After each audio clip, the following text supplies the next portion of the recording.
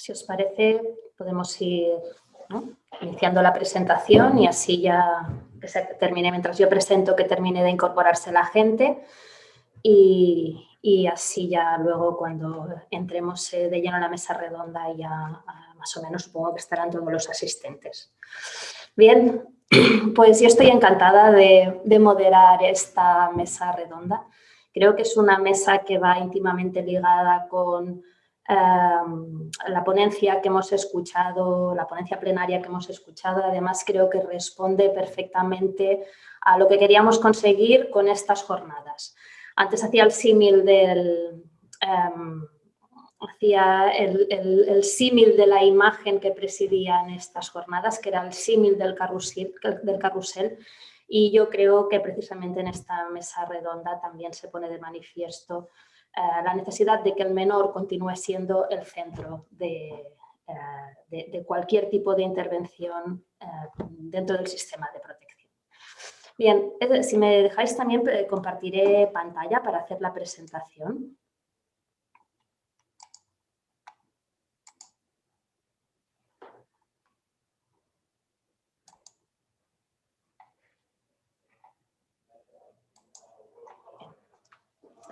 Esta mesa se realizará bajo el título Decidimos o deciden, reflexiones en torno a la toma de decisiones en el sistema de protección. Y precisamente responde a este título, a las reflexiones en torno a la toma de decisiones que se producen desde el mismo momento en que se detecta alguna situación por la cual el niño debe entrar dentro de ese sistema, hasta el último momento, el último estadio en que se produce algún tipo de oposición a cualquiera de las decisiones que se han tomado y entra ya en el ámbito judicial. Por eso hemos estructurado y hemos en 3 niveles y creemos que las intervenciones responden precisamente a estos niveles. El primero sería en la prevención y la detección. Todos sabéis que una de las principales finalidades o pretensiones del legislador estatal, pero precisamente también el catalán en este caso, hace referencia a la necesidad de prevención. La detección, la importancia de la detección y de la prevención de estas circunstancias. En segundo lugar, la segunda ponencia nos hará partícipes de un sistema, no es novedoso, pero sí tiene unas características que lo hacen diferente de la intervención típica, que sería el sistema de las cases d'infants, que nos explicará el segundo ponente, Joan del Río. Este sistema evidentemente no está pensado para todo tipo de situaciones, sino que se necesita determinada sensibilidad tanto en los profesionales como en las familias que participan en este proyecto, en esta forma de intervención. Si nos acordamos también o si reflexionamos sobre la ponencia que hemos escuchado, el ponente hablaba de la necesidad de no centrarse únicamente en el menor, sino de profundizar en el trato con las familias, porque en definitiva la finalidad es que el menor pueda volver con sus familias si ha habido desamparo o que no sea separado de sus familias, con lo cual el trabajo con la familia de una manera integrada como tal resulta esencial. Y en último lugar, como digo, tenemos con nosotros al juez de familia de Lleida, que nos hablará también precisamente de la toma de decisiones, pero ya en un estadio posterior, cuando el desamparo se ha producido, cuando se han tomado una serie, se han adoptado una serie de medidas y cuando hay alguna oposición a este tipo de medidas. Cómo se toman las decisiones, qué tipo de interacción con otros profesionales se producen. Por lo tanto, creo que con esta mesa lo que hacemos es recoger de una manera muy integrada todo lo que es la intervención desde la detección hasta el último momento, que sería la oposición en el ámbito judicial. La primera intervención, titulada La toma de decisiones en los equipos de atención a la infancia y adolescencia, van a hacerla a manos conjuntas Belén Armengol, Nuria Gómez y Maribel Mateo. Belén Armengol es licenciada en Pedagogía, título universitario de especialista en detección de abusos sexuales y máster en atención precoz y en audición y lenguaje. Desde hace más de 10 años trabaja en el equipo de atención a la infancia y adolescencia de Lleida. Desde el 2013 lo compagina con la docencia en el grado de Educación Social de la Facultad de Educación, Psicología y Trabajo Social de la Universidad de Lleida y además forma parte, es investigadora del Grupo de Recerca en Intervencions Socioeducatives de la Infancia y la Juventud, GRISIC, y del proyecto europeo GIFT. Igualmente, en esta misma ponencia participará Nuria Gómez, que es diplomada en Trabajo Social, licenciada en Humanidades, posgrado en Mediación y Resolución de Conflictos y Terapia Familiar Sistémica, y es la actual responsable del Servicio a la Infancia del Consell Comarcal del Vallès Occidental, coordinadora de l'EAIA del Vallès Occidental y miembro también del proyecto europeo GIFT. Del mismo modo, también en la misma participará Maribel Mateo, licenciada en Pedagogía, coordinadora técnica del área de atención a la infancia y adolescencia del Consell Comarcal del Baix Llobregat, coordinadora de los equipos de atención a la infancia y adolescencia del Baix Llobregat, también profesora asociada en el Departamento de Métodos de Investigación y Diagnóstico en Educación de la Facultad de Educación de la Universidad de Barcelona, investigadora también del Grupo de Recerca en Intervencions Socioeducatives en la Infancia y la Juventud, GRISIC, y miembro del proyecto europeo GIFT. La segunda de las ponencias, como hemos dicho, hará referencia a les cases d'infants, la protección de la infancia a partir del trabajo con las familias. El ponente será Joan del Río, director técnico de FASI, Fundación Acción Social Infancia, es educador social, máster de formación en psicoterapia y teoría del vínculo, director de cases d'infants y ha trabajado además como educador social en el Instituto Municipal de Servicios Sociales de Barcelona y en CRAES. Es colaborador docente del grado de Educación Social de la UOC y de la UDG, cofundador del proyecto Refugi SWOC para proporcionar becas de estudios a personas refugiadas o en asilo, también del proyecto Pedagogía de Emergencia de Cataluña y de la primera escuela Waldorf de Educación Secundaria en Cataluña. Y, en tercer lugar, la tercera de las intervenciones de esta mesa, previas al debate que podremos entablar a continuación, se refiere a la toma de decisiones en el ámbito judicial. El ponente será Pedro Santiago Jimeno, actualmente desde el año 2017 es magistrado del Juzgado de Primera Instancia número 7 de Familia de Lleida, licenciado en Derecho por la Universidad de Navarra. Ha desarrollado su actividad como juez en el Juzgado de Primera Instancia e Instrucción de Estella, Navarra, en el Juzgado de Primera Instancia e Instrucción de Calamocha, Teruel, destino que compaginaba con la Audiencia Provincial de Teruel. Es especialista en Derecho Civil aragonés, Derecho Foral navarro y también Derecho Civil catalán. Ha sido tutor en cursos para la formación de jueces para los juzgados de instrucción, violencia sobre la mujer y mixtos. Ha sido distinguido con diversos méritos y distintivos. Forma parte también del comité de expertos del proyecto europeo GIFT, del cual hoy estamos haciendo esta primera exposición. Bien, sin más dilación, dejo de compartir pantalla y paso la palabra a la primera de las ponentes, que, si no me equivoco, es Belén Armengol. Adelante, Belén. Muchas gracias, Neus. Paso a compartir el Power.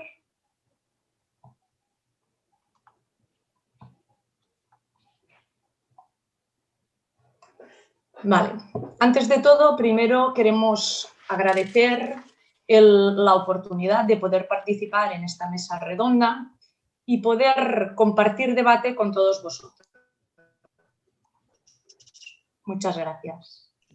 Y previo a introducirnos en el debate respecto a la toma de decisiones en el sistema de protección, creemos importante enmarcar un poco qué son los EAIAs y cómo trabajamos en Cataluña desde el servicio de protección. El EAIA es un equipo especializado que se encarga en un primer momento de valorar las situaciones de riesgo grave o de desamparo y posteriormente a esta valoración realizar una intervención en dicho núcleo familiar, siempre haciendo prevalecer el interés superior del menor. El EAIA somos equipos multidisciplinares formados por trabajadores sociales, pedagogos, psicólogos y educadores sociales, los cuales trabajamos de forma interdisciplinar y coordinadamente con otros servicios para obtener un estudio transversal de la familia y del niño.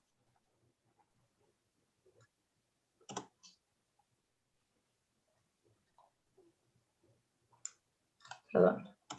El EAIA tiene dos vías de acceso, es decir, las familias no pueden acceder directamente a estos equipos, sino que deben ser derivados ya sea por servicios sociales, cuando estos valoran que su plan de intervención no está siendo efectivo y que el niño podría encontrarse en una situación de riesgo grave, o por la Dirección General de Atención a la Infancia y la Adolescencia, a través de su equipo de urgencias, que se llama UDEMI, Unidad de Prevención y de Detección y Prevención del Maltrato Infantil, o de su equipo funcional, cuando la detección es por parte de algún servicio de la red de infancia, es decir, desde la escuela, desde pediatría, desde un centro abierto.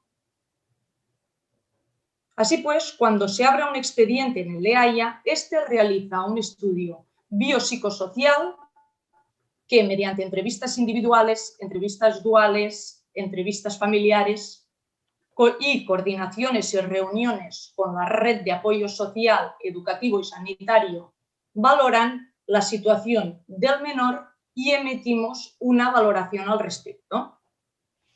Este estudio se extiende a todo el sistema o a todo el entorno familiar y social del niño para poder obtener una visión ecológica del funcionamiento y del sistema familiar. Dicha valoración técnica se concreta o se fomenta en un informe técnico que se eleva a la Dirección General de Atención a la Infancia, los cuales serán los encargados de valorar la viabilidad jurídico-administrativa de la propuesta y facilitar el recurso para los niños que se encuentran en una situación de desamparo. Una parte esencial y de vital importancia en este estudio es la coordinación y el trabajo con los diferentes servicios de apoyo a la familia, es decir, el trabajo en red, ¿vale? Este trabajo en red nos permite, por una parte, disponer de más información respecto a las potencialidades y riesgos que presenta la familia, pero también nos permite poder compartir, colaborar en la intervención con este núcleo familiar, hecho que aporta una mayor efectividad en los resultados. Como hemos dicho, el EAIA debe realizar un estudio de la situación familiar del niño. De este estudio puede emerger una valoración de riesgo grave o de desamparo para el menor. Pero, ¿qué entendemos por riesgo grave y qué entendemos por desamparo? Según la Ley de Protección Catalana, se entiende por riesgo grave la situación en la que el desarrollo y el bienestar del niño o el adolescente se ven limitados o perjudicados por cualquier circunstancia personal, social o familiar, siempre y cuando para la protección efectiva del niño o el adolescente no sea necesaria la separación del núcleo familiar. Y por situación de desamparo se entiende cuando los niños o adolescentes se encuentran en una situación, de hecho, en la que les faltan los elementos básicos para el desarrollo integral de la personalidad, siempre que para su protección efectiva sea necesario aplicar una medida de separación del núcleo familiar. Como vemos, el riesgo grave valora que el entorno familiar está limitando el desarrollo integral del niño y que se debe realizar una intervención, un trabajo de intervención familiar para minorar estos riesgos y potenciar los factores de protección, pero siempre con el niño dentro del entorno familiar. En cambio, en la valoración de desamparo, dicho trabajo debe realizarse con el niño protegido.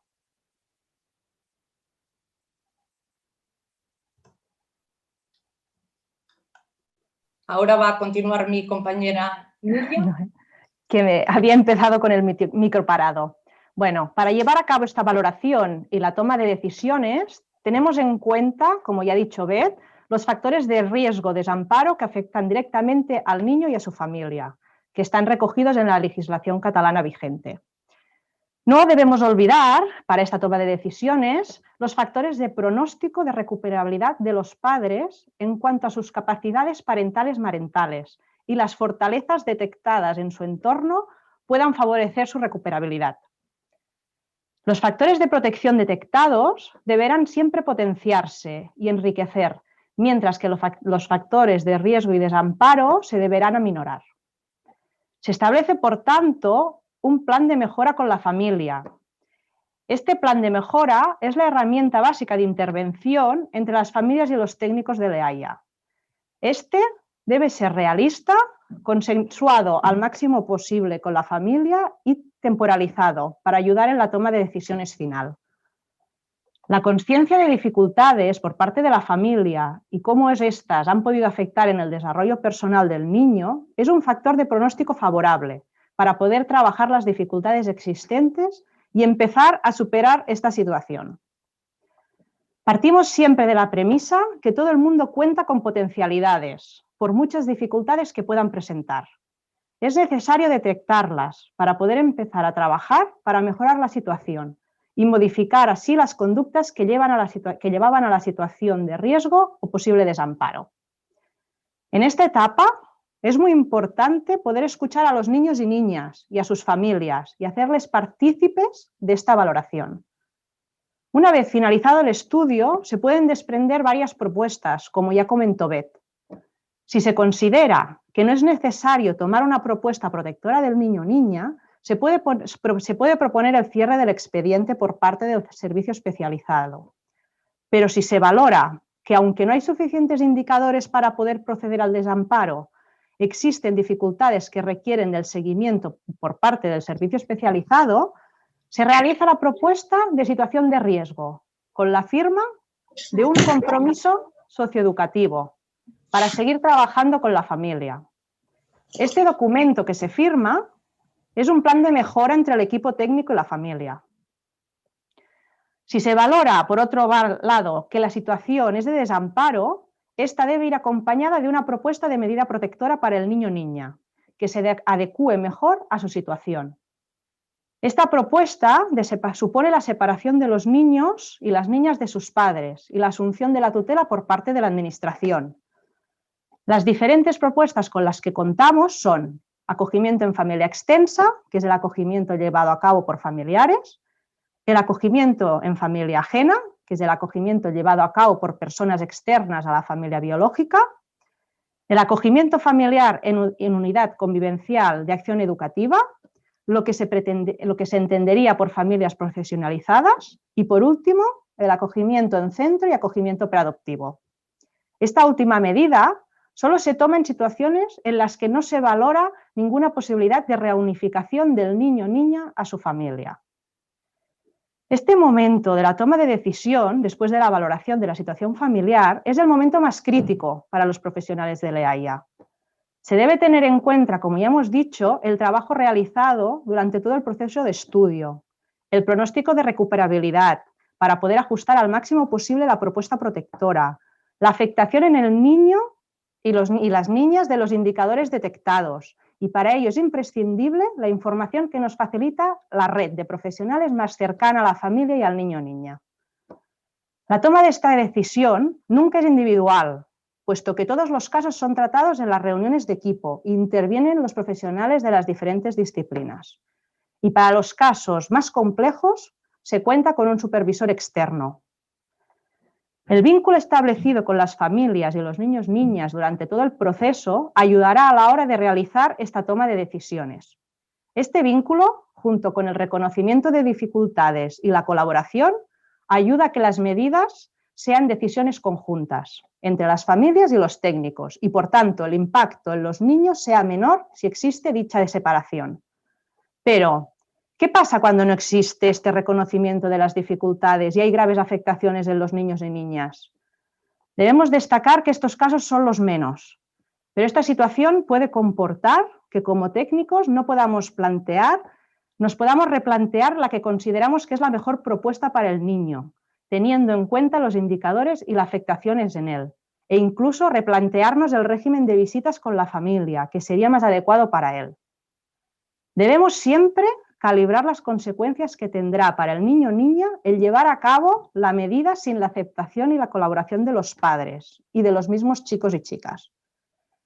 El bienestar superior del menor es lo prioritario en la toma de estas decisiones técnicas, y este bienestar entendemos que también pasa por calibrar las consecuencias que tendrá en el niño y la niña las medidas protectoras, la aceptación o no por parte de la familia y el posicionamiento del niño frente a la medida. Gran parte de nuestro trabajo, por tanto, desde que empezamos a intervenir con las familias, pasa por ayudarles a identificar sus dificultades, las consecuencias que éstas tienen en los niños y niñas, y para ello trabajar desde las potencialidades es imprescindible. Este es un proceso evolutivo propio de cada familia. Cada una de ellas necesita su tiempo, puesto que cada una es única y exclusiva, y debemos respetar sus tiempos. Dicho todo esto, doy paso a mi compañera Maribel. Hola, a ver, recogiendo un poco lo dicho por Nuria, una vez se ha valorado el desamparo, que es el primer momento complicado en la toma de decisiones, ya que es el momento en el que se decide si ese niño, esa niña o ese adolescente debe debe dejar de vivir en el núcleo familiar en el que se encuentra viviendo, nos encontramos ahora entonces en un segundo momento difícil para tomar decisiones, y es cuando hay que poder decidir qué propuesta es la más adecuada para estos niños, ¿no? ¿Cuál sería la alternativa más adecuada? Teniendo en cuenta, decimos que es un segundo momento complicado, porque hemos de tener en cuenta que el sistema de protección catalán, tal como está establecido, no dispone de los recursos necesarios para dar respuesta a todos los perfiles de niños con los que trabajamos. ¿Y por qué decimos esto? Porque todos sabemos que el acogimiento familiar sería la mejor opción para los niños que deben salir de sus casas, sobre todo para los más pequeños, porque les proporciona un entorno familiar, les permite la integración en otro hogar, ¿no? En la que hay figuras parentales. Por decirlo de alguna manera, diríamos que sería la propuesta más normalizadora, aunque no nos guste usar mucho este término. Pero lo que vemos es que si dejamos de lado el acogimiento en familia extensa, en el que sí que es la propuesta más utilizada, y como vemos en el gráfico, en datos de diciembre de 2020, vemos que sería el 31% de los niños tutelados se encuentran en acogimiento en familia extensa. Lo que vemos es que, aparte de este acogimiento en familia extensa, el acogimiento en familia ajena solo responde al 11,5% de todos los niños tutelados. ¿Y esto por qué? Pues porque entendemos que aun y los beneficios que sabemos que existen de esta medida protectora, no existe en nuestro país una cultura de acogimiento arraigada como sí que la encontramos en otros países. Y entonces nos encontramos con una dificultad a la hora de encontrar familias acogedoras ajenas que puedan dar respuesta a todos los niños que realmente se les ha propuesto esta medida como la más adecuada para ellos. Teniendo en cuenta que cuanto mayor es el niño y por mayor hemos de pensar en que superen los 7 años de edad, más difícil será que se lleve a cabo esta propuesta, esta medida protectora. Y lo mismo nos sucede con los grupos de hermanos. Para superar esa dificultad o para poder superar este escollo nos encontramos, como ha dicho Nuria, con la figura del acogimiento profesional, que realmente está vigente en la ley catalana actual y que el objetivo sería justamente este, el dar respuesta a los grupos de hermanos, a los chicos más mayores, incluso a aquellos niños que presentan necesidades especiales. Pero no es una alternativa con la que contemos realmente, ya que a día de hoy no se encuentra totalmente desarrollada. Entonces, aquí es cuando el equipo técnico ha de poder plantearse, partiendo del principio del interés superior del menor, que ya lo hemos nombrado creo que las tres, debe plantearse cuál es la opción de medida protectora para estos niños, siendo consciente de las medidas que realmente tenemos y que no hemos de olvidar que si además hemos de proteger a grupos de hermanos, se nos complica un poquito más el tema. Y es que cuando trabajamos con grupos de hermanos, hemos de pensar en diferentes alternativas para ellos, sobre todo cuando las edades entre ellos son muy dispares. hemos de decir que en el trabajo con grupos de hermanos, en más ocasiones de las que nos gustaría, acaban los hermanos separados y con propuestas diferentes, y que entendemos que igual no es lo más óptimo para el grupo, pero sí que lo vemos como lo menos malo a nivel individual. Pensemos, por ejemplo, que si tenemos un grupo de 2 niños, 2 hermanos, en el que el mayor tiene 15 años y el pequeño tiene 3 años, la propuesta que podríamos pensar como más adecuada para ellos sería un acogimiento familiar. Si no disponemos de ninguna familia extensa, ningún pariente que los pueda acoger, pensaríamos en familia ajena, pero por lo que acabamos de comentar, vemos que para el chico de 15 años será muy difícil, por no decir imposible, que pueda haber una familia que pueda acogerlo. Y si pensamos en los 2 hermanos juntos, ya hemos dicho que el grupo de hermanos también dificulta el hecho de este acogimiento. Con lo cual nos planteamos el hacer esta propuesta, el proponer el acogimiento familiar, pero la realidad será que los 2 hermanos juntos puedan ir a un centro, con lo cual seguramente serán separados por grupos de edad, porque 15 y 3 quedan muy dispares en edad, entonces serán separados, y que cuando el mayor, si la propuesta se mantiene durante tiempo y el mayor cumple los 18 años, nos quedaríamos con el pequeño en el centro con 6 años. Quizás en una situación como esta es mejor dejar la propuesta de centro para el mayor, que es la que le podrá ofrecer la Dirección General de Atención a la Infancia, y pensar que el pequeño podría plantearse un acogimiento familiar en familia ajena. Bueno, es la dualidad con la que tenemos que plantearnos estas propuestas y por eso hablamos de estas dificultades en esta toma de decisiones. Llegados a este punto, lo que hemos de reflexionar es que sobre el hecho que no podemos ofrecer a nuestros niños la propuesta más adecuada, sino aquella propuesta que se adapta más a sus necesidades, teniendo en cuenta los recursos existentes. Y esa es la realidad con la que trabajamos día a día. Otro tema importante que no queremos dejar de plantear es la necesidad de escuchar y permitir la participación de las familias durante todo el proceso de estudio y toma de decisiones, incluso en el proceso posterior de intervención, que esto también comentó Nuria, la importancia de este hecho. Sí que observamos que últimamente hay un cambio en darles un papel más activo, ¿no?, a las familias en todo este proceso, pero pensamos que aún es un déficit a seguir teniendo en cuenta. Sabemos, por todos los autores, por las evidencias científicas que hay, todos los autores que han profundizado en el tema, que escucharles aumenta la probabilidad de éxito en las intervenciones, debido a que la participación en la toma de decisiones, en las decisiones y en su propio proceso favorece que se muestren más abiertos a colaborar. Y implicar a los padres y a los niños garantiza resultados más positivos y satisfactorios que cuando las decisiones se toman exclusivamente por parte de los profesionales. Tal como nos dicen Barford y Hudson, trabajar desde esta perspectiva supone compartir unos supuestos que para nosotros son realmente muy importantes, como es el hecho que las familias tienen derecho a participar de las decisiones que les afectan, que son competentes para tomar decisiones siempre que tengan la información y los apoyos necesarios, y que las decisiones tomadas dentro de la familia tienen más probabilidad de éxito que las impuestas por agentes externos. Esto vuelve a enfatizar lo que hemos hablado anteriormente, ¿no?, que bueno, la participación directa de la familia funciona mejor para resolver los problemas que no todos los esfuerzos que podamos poner unilateralmente los profesionales.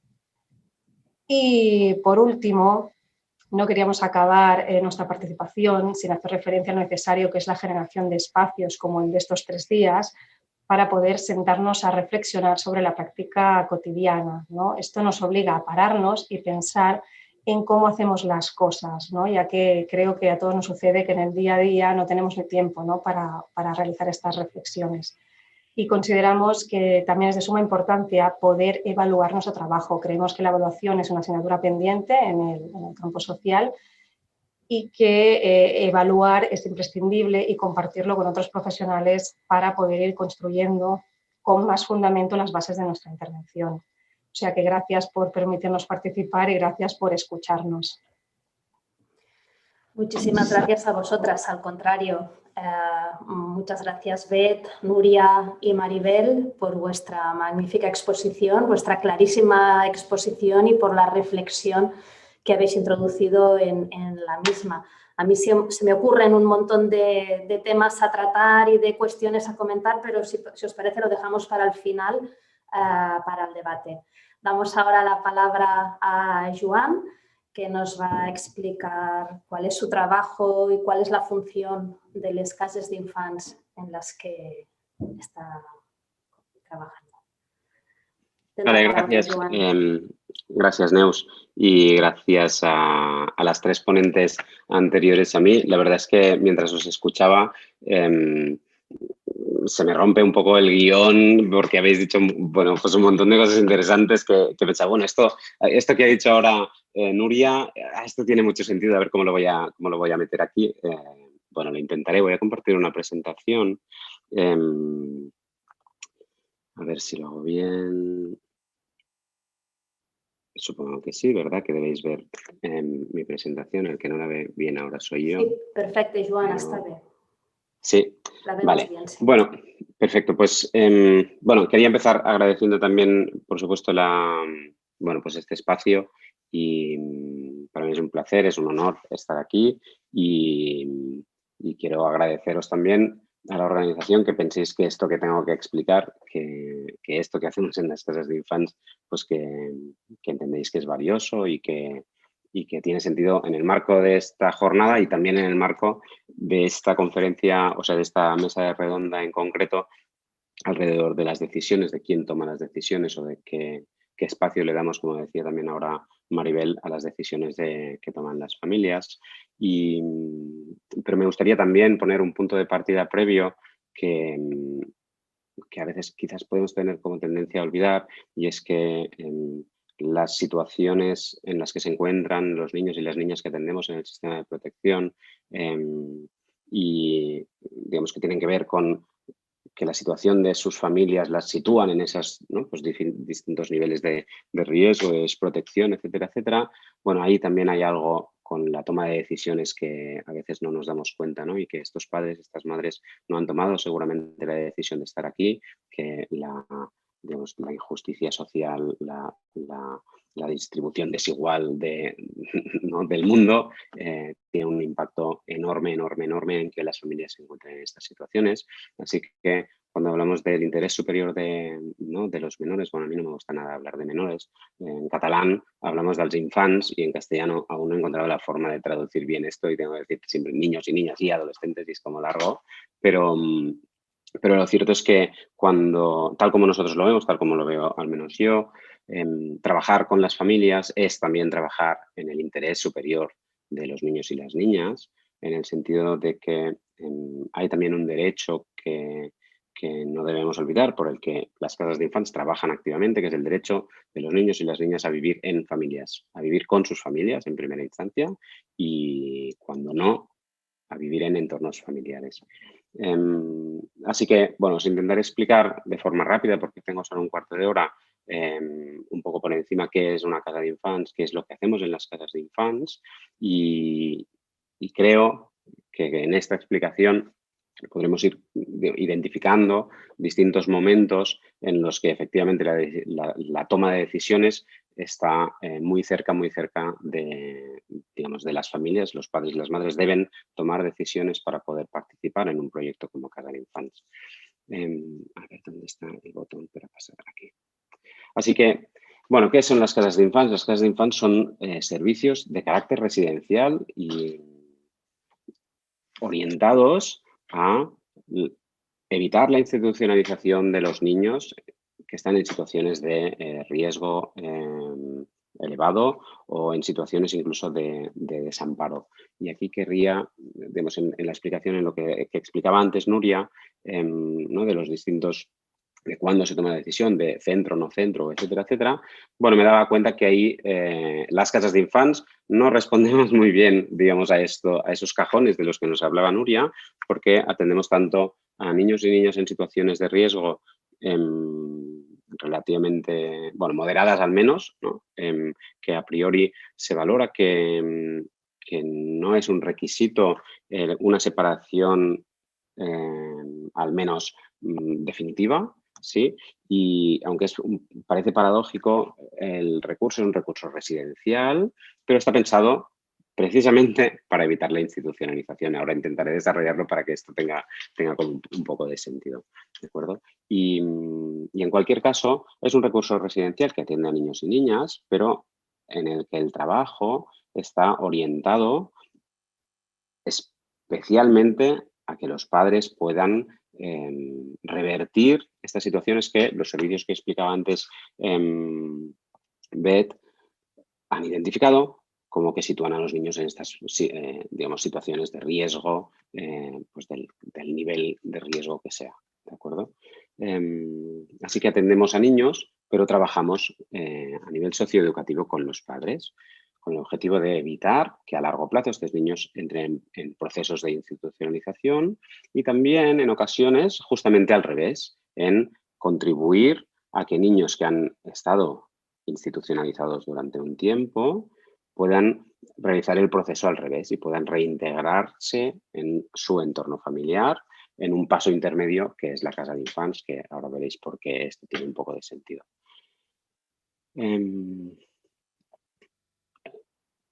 Así que, bueno, las casas de infants, que en Cataluña hay 15 casas, son casas todas ellas con 8 plazas y que atienden a niños de 3 a 18 años, ¿sí? Y en esto que os decía antes de estas situaciones, en realidad, más allá de que la etiqueta sea de que es una situación de riesgo moderado, grave o de desamparo, la idea principal de esto sería, y entiendo que se está ahí como en un margen, las familias que atendemos o los niños que participan de casa de infants requieren, digamos, están en una situación que requiere sí o sí una cierta separación del núcleo, porque si no, no necesitarían venir a un recurso residencial, ¿verdad?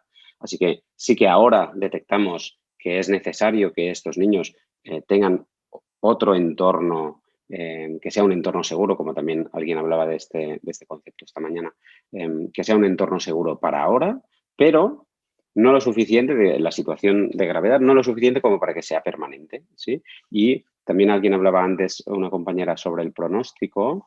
Las familias digamos, candidatas a participar en la casa de infants tienen que tener un pronóstico de recuperabilidad.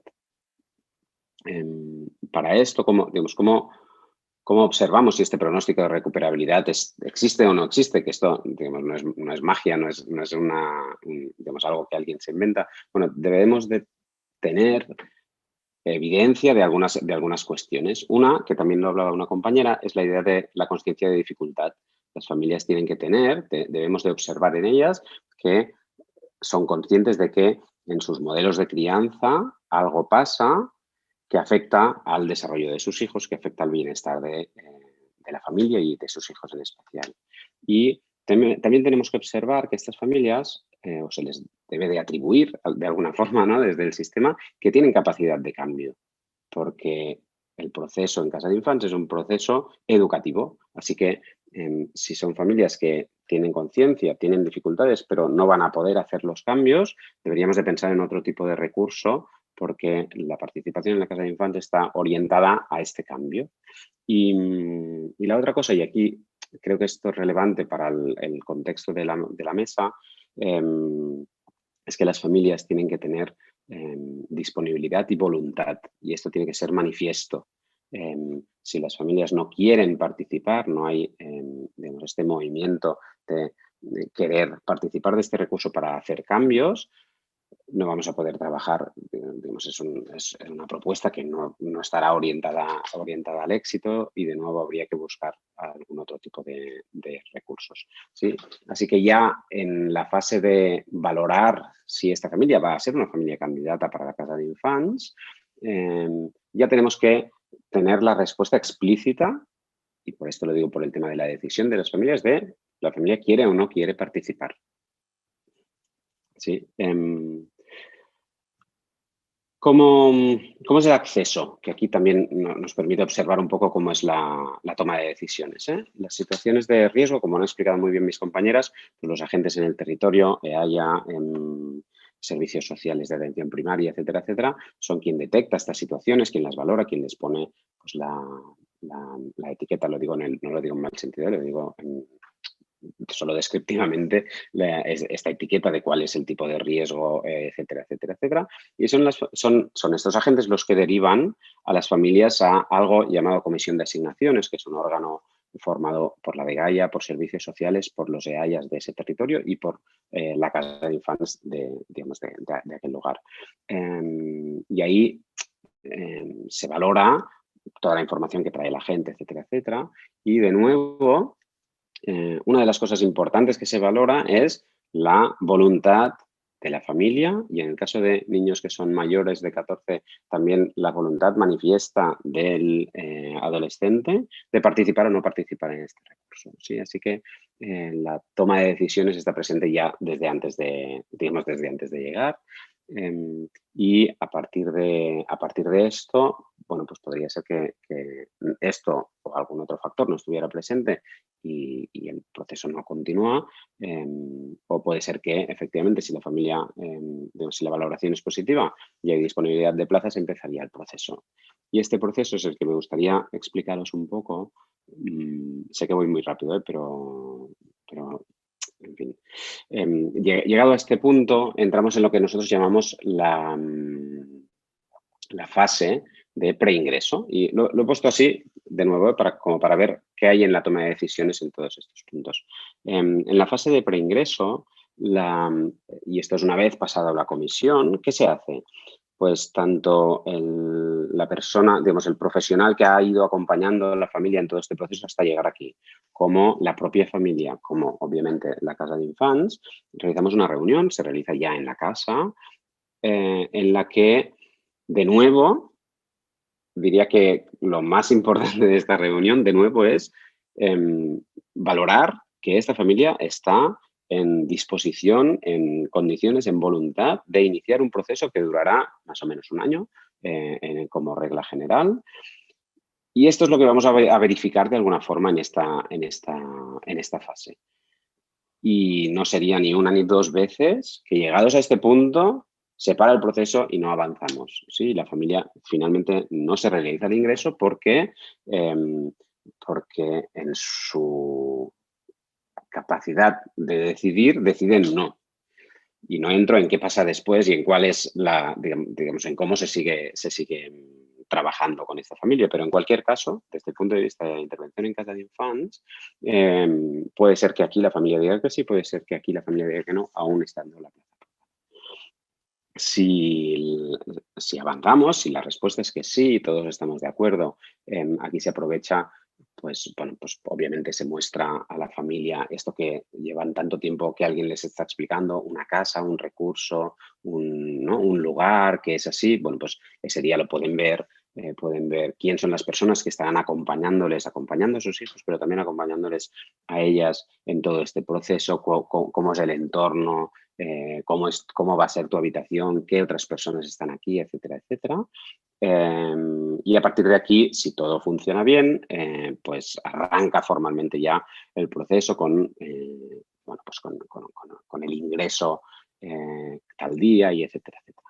Aquí, a partir de aquí nos vamos, digamos, o arrancamos esto que nosotros en catalán le llamamos coneixença, que de nuevo no sé muy bien cómo traducir en una sola palabra al castellano, pero sería una fase de conocimiento mutuo o algo así, en la que la familia,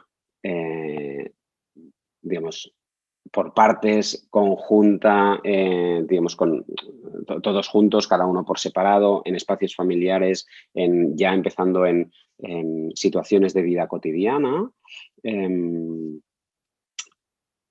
empezamos a identificar qué es lo que en estas dinámicas familiares está sucediendo, ¿sí? Y aquí, con la familia, empezamos a construir, y digo con la familia a conciencia, empezamos a construir cuáles van a ser los objetivos de la intervención. Empezamos a pensar conjuntamente, por supuesto, hay una diferenciación en cuanto a que digamos, los técnicos que trabajan tienen un conocimiento técnico que les permite pues articular propuestas y etcétera, etcétera, pero las familias saben sienten, si les ayudamos incluso a tirar de ahí, qué es o no es significativo para ellos, qué cosas tienen sentido o no tienen sentido. Y los técnicos podemos pensar que las familias deberían de hacer esto o que las familias esto les va a ayudar a no sé qué cosa, pero después esto a veces, digamos, conseguimos que esto tenga sentido para ellas o que no tenga sentido. Y pensamos que las cosas que no tienen sentido para ellos, pues va a ser difícil que, ¿no? que transcorran, que lo transiten. El siguiente paso, esto digamos, no está tan compartimentado como aparece aquí, esto es algo como un tránsito como más natural, ¿sí? Pero la siguiente fase ya sería una fase que nos llevará hasta finalizar los primeros 45 días de la familia en la casa de infants, ¿sí? Cuando han pasado perdón, que estoy aquí tocando y no sé, y no os veo. A ver, discúlpate que no encuentro el ratón. Aquí, ya lo veo, perdón. Bueno, pasados estos 45 primeros días desde el ingreso, somos capaces de haber realizado una observación sistemática de las dinámicas familiares. Hemos hecho una recogida intensiva de datos a partir de las intervenciones familiares que hace cada uno de los profesionales que intervienen en la casa, y profesionales de distintas disciplinas, educadores y educadoras, psicólogos y psicólogas, pedagogos y pedagogas, trabajadores sociales. ¿Qué hacemos? Nosotros le llamamos un análisis familiar, que viene a ser una foto, ¿sí? De, bueno, ¿qué es lo que pasa en esta familia? Y esto, formulado en pues, un plan de trabajo, unos objetivos, etcétera, etcétera, lo compartimos con la familia. Y esto es muy interesante porque las familias, si recordáis al principio, cuando las familias llegan, nosotros de alguna forma recibimos un encargo, los servicios sociales, SEAI, etcétera, etcétera, nos dan también una imagen, una foto, a esta familia le pasa esto, ¿no? Esta familia tiene dificultades en esto y en esto y en esto. La situación de riesgo de este niño, de esta niña, tiene que ver con esto, esto y esto. Pasados 45 días, compartimos esta foto con todo el mundo, compartimos esta foto con la familia, también con los agentes derivantes, y vemos cuánto se parecen, ¿no? Estas dos fotos, que a veces se parecen mucho, a veces no se parecen tanto, y a veces en estos 45 días pues, han aparecido otras cosas que quizás quedaban ocultas a procesos de entrevistas, o a lo que sea. Y en cualquier caso, compartimos con la familia esta visión y decimos, oye, mira, nosotros nos parece que aquí lo que pasa más o menos va de esto. Nos parece que las dificultades que estáis teniendo en la crianza tienen que ver con esto, con esto, con esto. Nos parece que en esto lo hacéis muy bien y vamos a tener, ¿no? Como también decía antes, creo que Beth, esto vamos a tener que potenciarlo, esto lo estáis haciendo muy bien y tenemos que apalancar aquí, pero esto y esto y esto vamos a tener que trabajar. Y acordamos con ellos un plan de trabajo. Y esto es como muy explícito. Nos permite después, durante la intervención, recordar, oye, acuérdate que dijimos que teníamos que trabajar en esto y en esto y en esto. Así que ahora pues vamos a tener que sentarnos, o ahora vamos a hacer esto, vamos a hacer esta dinámica, o ahora te pedimos que participes de esta forma o de esta otra, siempre pensando es que, acuérdate que dijimos que teníamos que trabajar en esto. Y que el fin, a cabo de normalmente unos 12 meses, es que hayamos podido resolver todo esto para que los niños puedan volver a casa y podamos, digamos, restablecer esta convivencia familiar. Una vez llegados aquí, a estos 45 días y a esta definición del plan de trabajo, bueno, pues empieza como todo un periodo que llevará hasta la mitad de la intervención estándar, digamos, hasta los 6 meses. Y esto ya es vida diaria. En la vida diaria en Casa de Infants, ¿qué cosas suceden? Pues sucede acompañamiento de vida diaria por parte de los profesionales a los niños, pero a diferencia de lo que sucede, pues, por ejemplo, en un CRAE, la intervención en Casa de Infants está orientada a que sean los padres los que hagan todo este tipo de cosas. Así que,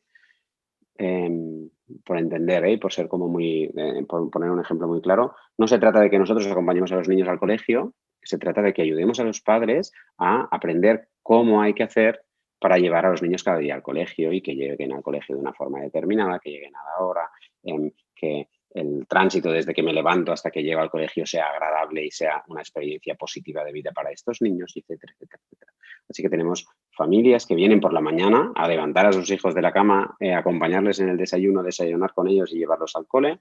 Tenemos familias que durante la mañana, cuando los niños están en el cole, vienen a casa de infants porque entonces tienen un espacio de conversación o de lo que sea, ¿no? Con cualquier profesional de la casa. Tenemos familias que vienen a mediodía, que vienen por la tarde, que vienen por la noche, que vienen fin de semana, etcétera, etcétera. Hay, digamos, todo un acompañamiento de vida diaria. Y aquí algo que para mí es importante es intentamos reproducir en la casa de infants las dinámicas que en sus casas aparentemente son disfuncionales para, con el acompañamiento, el modelaje de los profesionales, poder darse cuenta de esto que lo hacíamos así, lo deberíamos de empezar a hacer de esta otra forma. Sí, bueno, así como muy rápido explicado, esto es más o menos lo que estaba sucediendo. Y al cabo de 6 meses nos paramos. Y como decía también antes, creo que Maribel, que hablaba de la evaluación, al cabo de 6 meses, durante estos 6 meses, no lo he dicho, la evaluación es constante.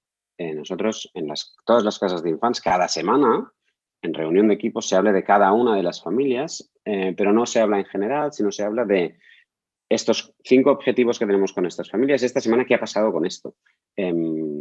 Y durante la semana, durante las reuniones de equipos semanales, se evalúa, se modifican, se hacen propuestas de cambio, etcétera, etcétera, etcétera. Y esto es una constante en la vida de la casa de infants.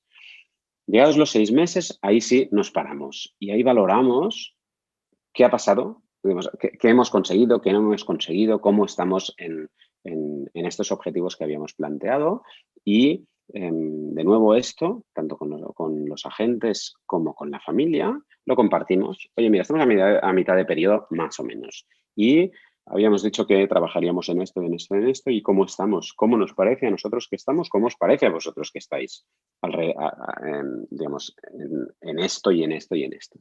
Y aquí podrían pasar varias cosas. Podría pasar que estemos tan cerca de haber conseguido todo que empezáramos a pensar, bueno, ¿cómo vamos a hacer para esto y a irlo cerrando? Es decir, la intervención en casa de infants, el estándar es de 12 meses, pero no significa que debemos de agotarlos. Si una familia con 8 meses es suficiente, si con 8 meses de que tu hijo no viva en tu casa has tenido suficiente para modificar las situaciones que nos habían traído o que os habían traído hasta aquí, pues no necesitamos estirarlo hasta 12. Y podría ser que aquí pensemos, bueno, el pronóstico es tan favorable que vamos a empezar a trabajar en una salida, no digo rápida, quizás en 2 meses o en 3, no lo sé, pero empezamos a trabajar aquí y ahí este sería el plan, entonces, que ponemos de los 6 meses para adelante. Podría ser que pensemos, bueno, vamos bien, pero vamos a necesitar los otros 6 meses, así que vamos a ver qué repriorización de objetivos hacemos, cuáles están cumplidos, pero ha emergido otra necesidad que vamos a poner ahora en la lista, o etcétera, etcétera, y dibujamos los próximos 6 meses de trabajo. Llegados aquí, bueno, volvemos para atrás, sí, volvemos a hacer lo que os había descrito en la fase anterior para los nuevos 6 meses y cuando llega pues, a los 12 meses desde el principio, de nuevo, nos volvemos a parar y lo volvemos a mirar. Bueno, ¿cómo estamos? Y ahí, de nuevo, podría ser que estemos en una situación de cierre y de decir, bueno, lo que habíamos venido a hacer ya está cumplido, hemos conseguido los objetivos y no digo que la familia no vaya a necesitar soporte ni seguimiento, quizás sí, pero ya no en un entorno que requiere la separación de sus hijos.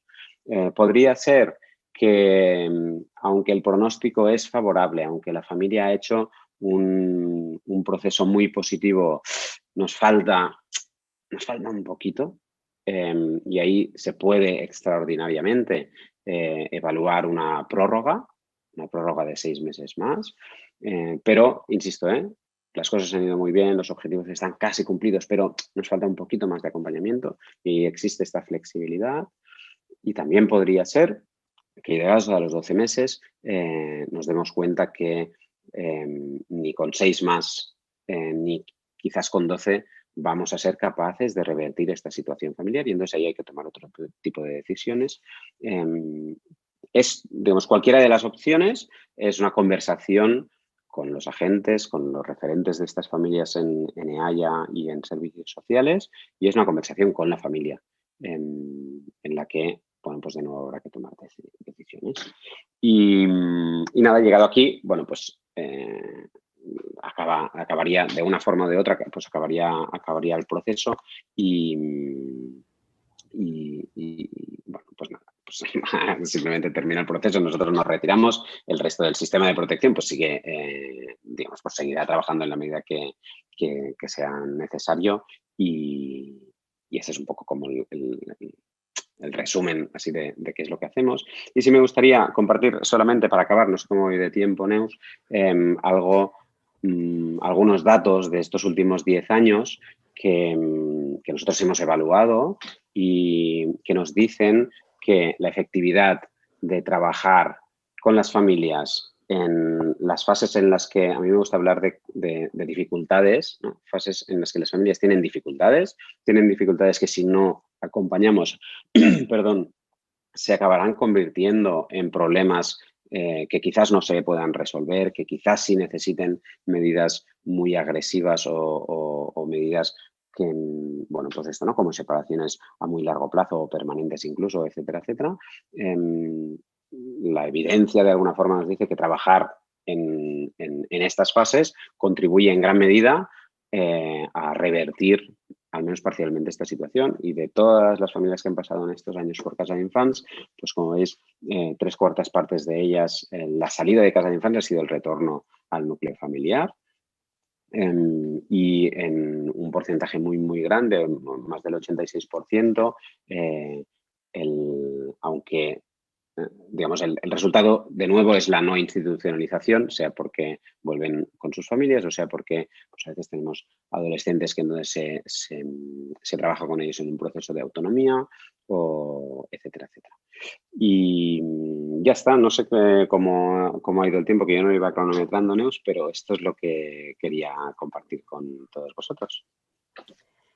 Pues muchísimas gracias, Joan. Sí que has excedido algunos minutitos del tiempo, pero como no tenemos traducción, vamos perfecto. Además, era muy interesante lo que nos estabas explicando y también creo que igual que en la ponencia inicial y en la ponencia de los EAIA, yo creo que vale la pena acabar de ver todo el proceso y toda la muestra de vuestro trabajo en estos ámbitos. O sea, muchísimas gracias. Gracias. Bueno, y ahora ya en tercer lugar, y para finalizar esta ronda en esta mesa, luego abriremos el debate. Si queréis ir ya haciendo alguna pregunta, ya iríamos anotándola también. Pero ya para finalizar, como digo, y la tercera intervención será a cargo de Santiago Jimeno, que como hemos dicho es juez de familia de Lleida, que nos va a hablar de un poco la última fase de este proceso, que sería la oposición al desamparo o aquí o cualquier tipo de medida, ¿no?, que se toma en relación al desamparo. Tienes la palabra, Santiago. Muchas gracias. Hola, pues si me oye bien, ¿sí? Bien, pues buenos días a todos los presentes. Antes de nada, dar las gracias por la invitación para participar en estas jornadas. Y ya lo que me ha quedado claro con los anteriores ponentes es que la mía va a ser la más aburrida. Todas las demás ya van a ser más divertidas. Las anteriores han sido es una maravilla de exposición. Y la mía, pues todo lo que tiene relacionado con el ámbito de derecho como tal, es un poquito más aburrida. Y únicamente yo me he limitado a realizar voy a realizar una breve exposición sobre la protección de los menores desde mi ámbito competencial, que se limita a un control jurisdiccional y el procedimiento que se lleva a cabo para esa protección. Considero que es necesario hacer primero unas breves referencias a unos principios que informan o unos principios y que inspiran todo el derecho de protección de los menores. En este sentido, toda la normativa, tanto internacional como nacional, lo que ha apostado es por la asistencia y la protección de los menores, que la protección y la asistencia de los menores se acometa prioritariamente desde el ámbito familiar. Es decir, sin extraerlo de ese ámbito. Es lo que se conoce como el principio de intervención o mínima injerencia en la vida familiar. ¿Eso qué conlleva? Pues que debe buscarse la posibilidad de que los menores puedan permanecer junto a sus padres en el domicilio de la familia de origen, ¿vale? Porque principalmente este es un derecho fundamental, un derecho esencial de esos menores.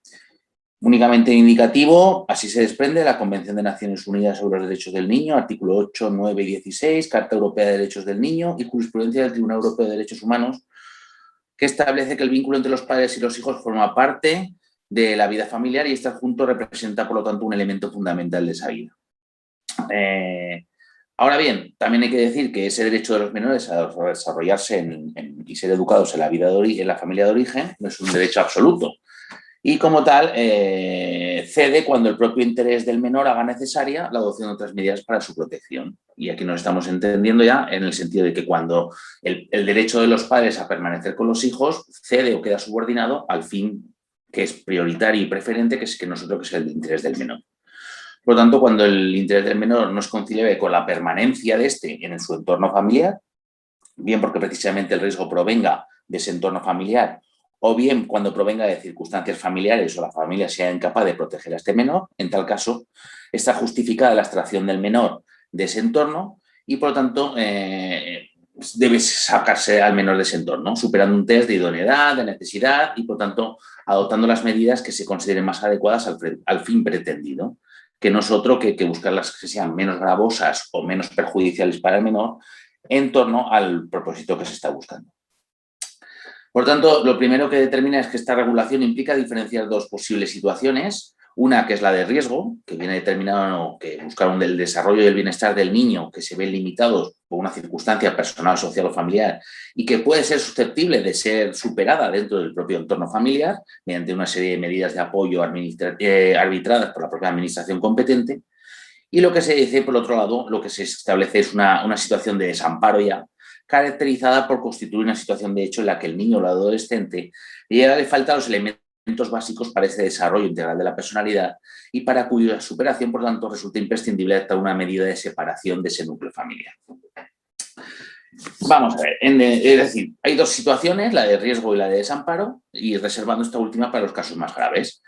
En la situación de riesgo no se requiere una resolución específica y la protección que necesita será dispensada siempre que sea posible dentro de su entorno familiar, social o geográfico, mientras que en los casos de desamparo ya para la protección efectiva es necesaria una adopción de una medida más grave o más gravosa y en tal caso conlleva, entre otros requisitos, separar al menor del núcleo familiar y cumplir una serie de condicionantes como puede ser bien una audiencia previa con los progenitores o con los menores si este tuviera suficiente juicio.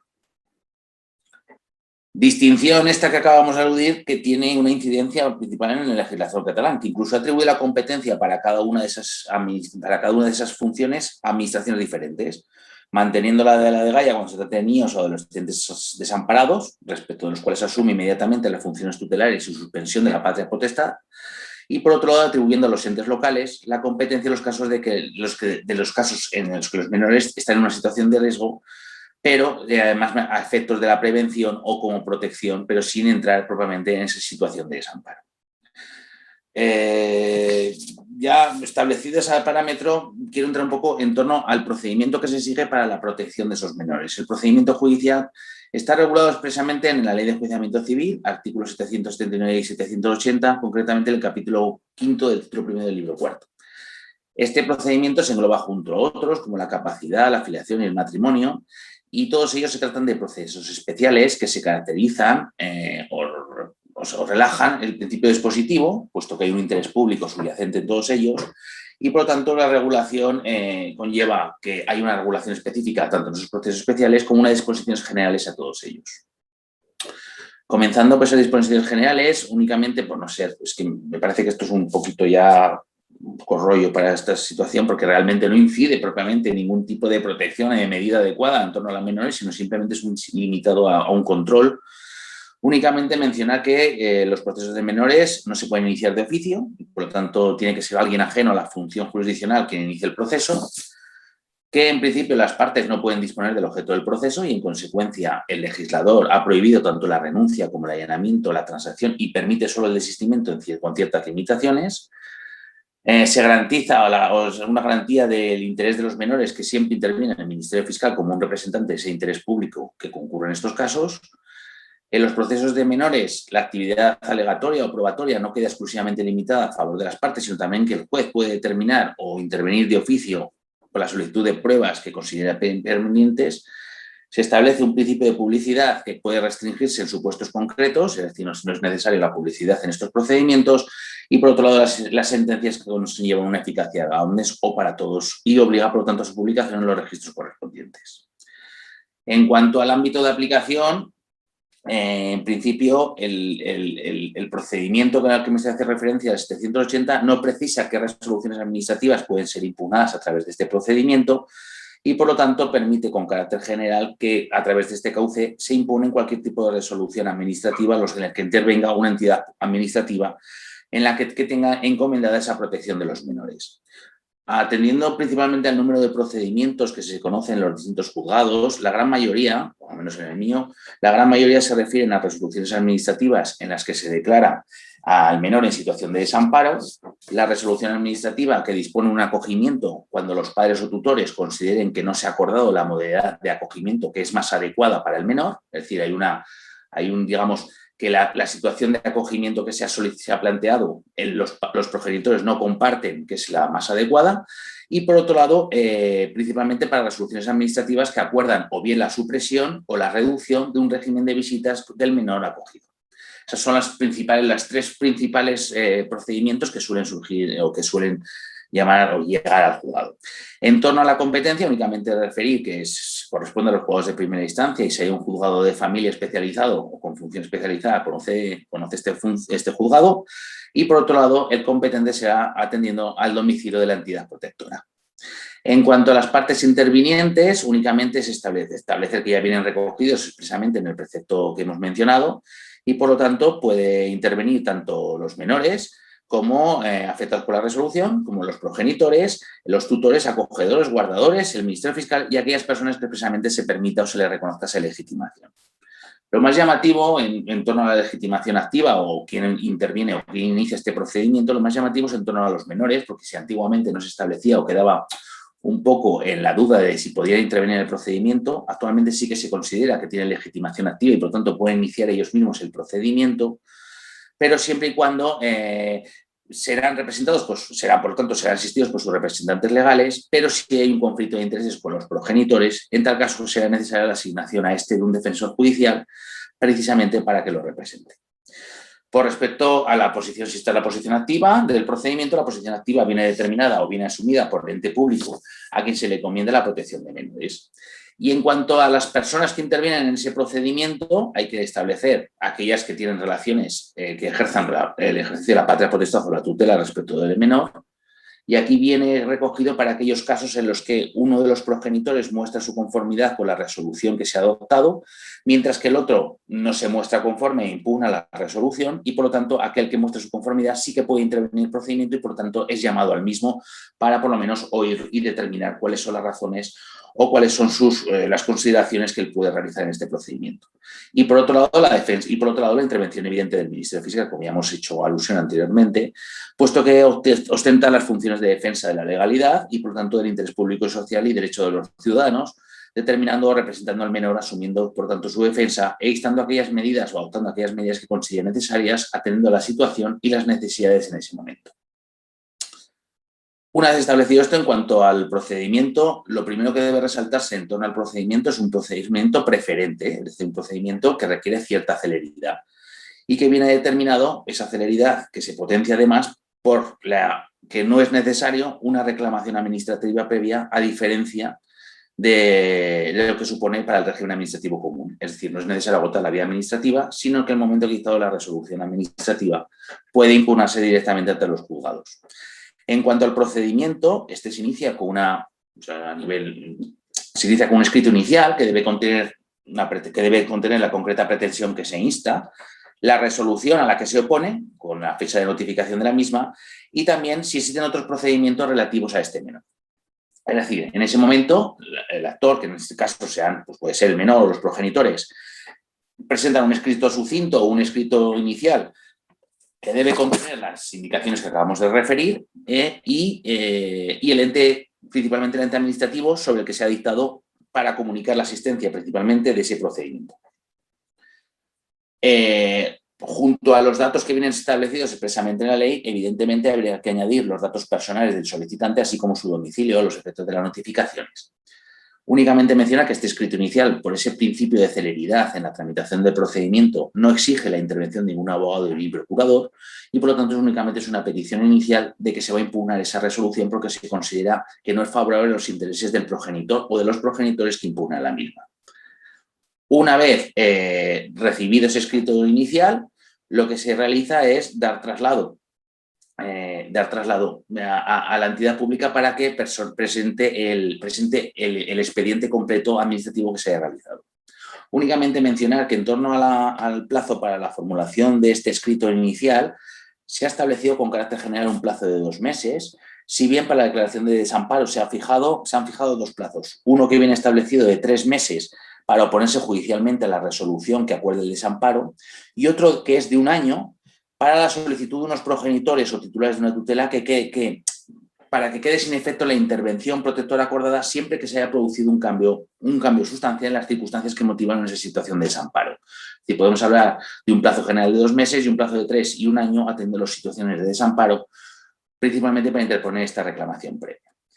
En cuanto a la fijación de los plazos, se trata de poner una cierta seguridad jurídica en el propio menor. Es decir, la razón de la interposición de estos plazos es que si no se pone ningún plazo, se está causando una serie de una inseguridad jurídica en el menor y, por lo tanto, la forma de actuar contra el menor. Ya hemos dicho que presentado esa petición inicial, lo que se hace por parte del juzgado es recibir la misma y admitir a trámite el procedimiento. Y se oficia a la entidad administrativa para que aporte a los autos todo el testimonio del expediente para que en el plazo ya de 20 días se permita a la parte que solicita esto interponer el procedimiento o la demanda correspondiente.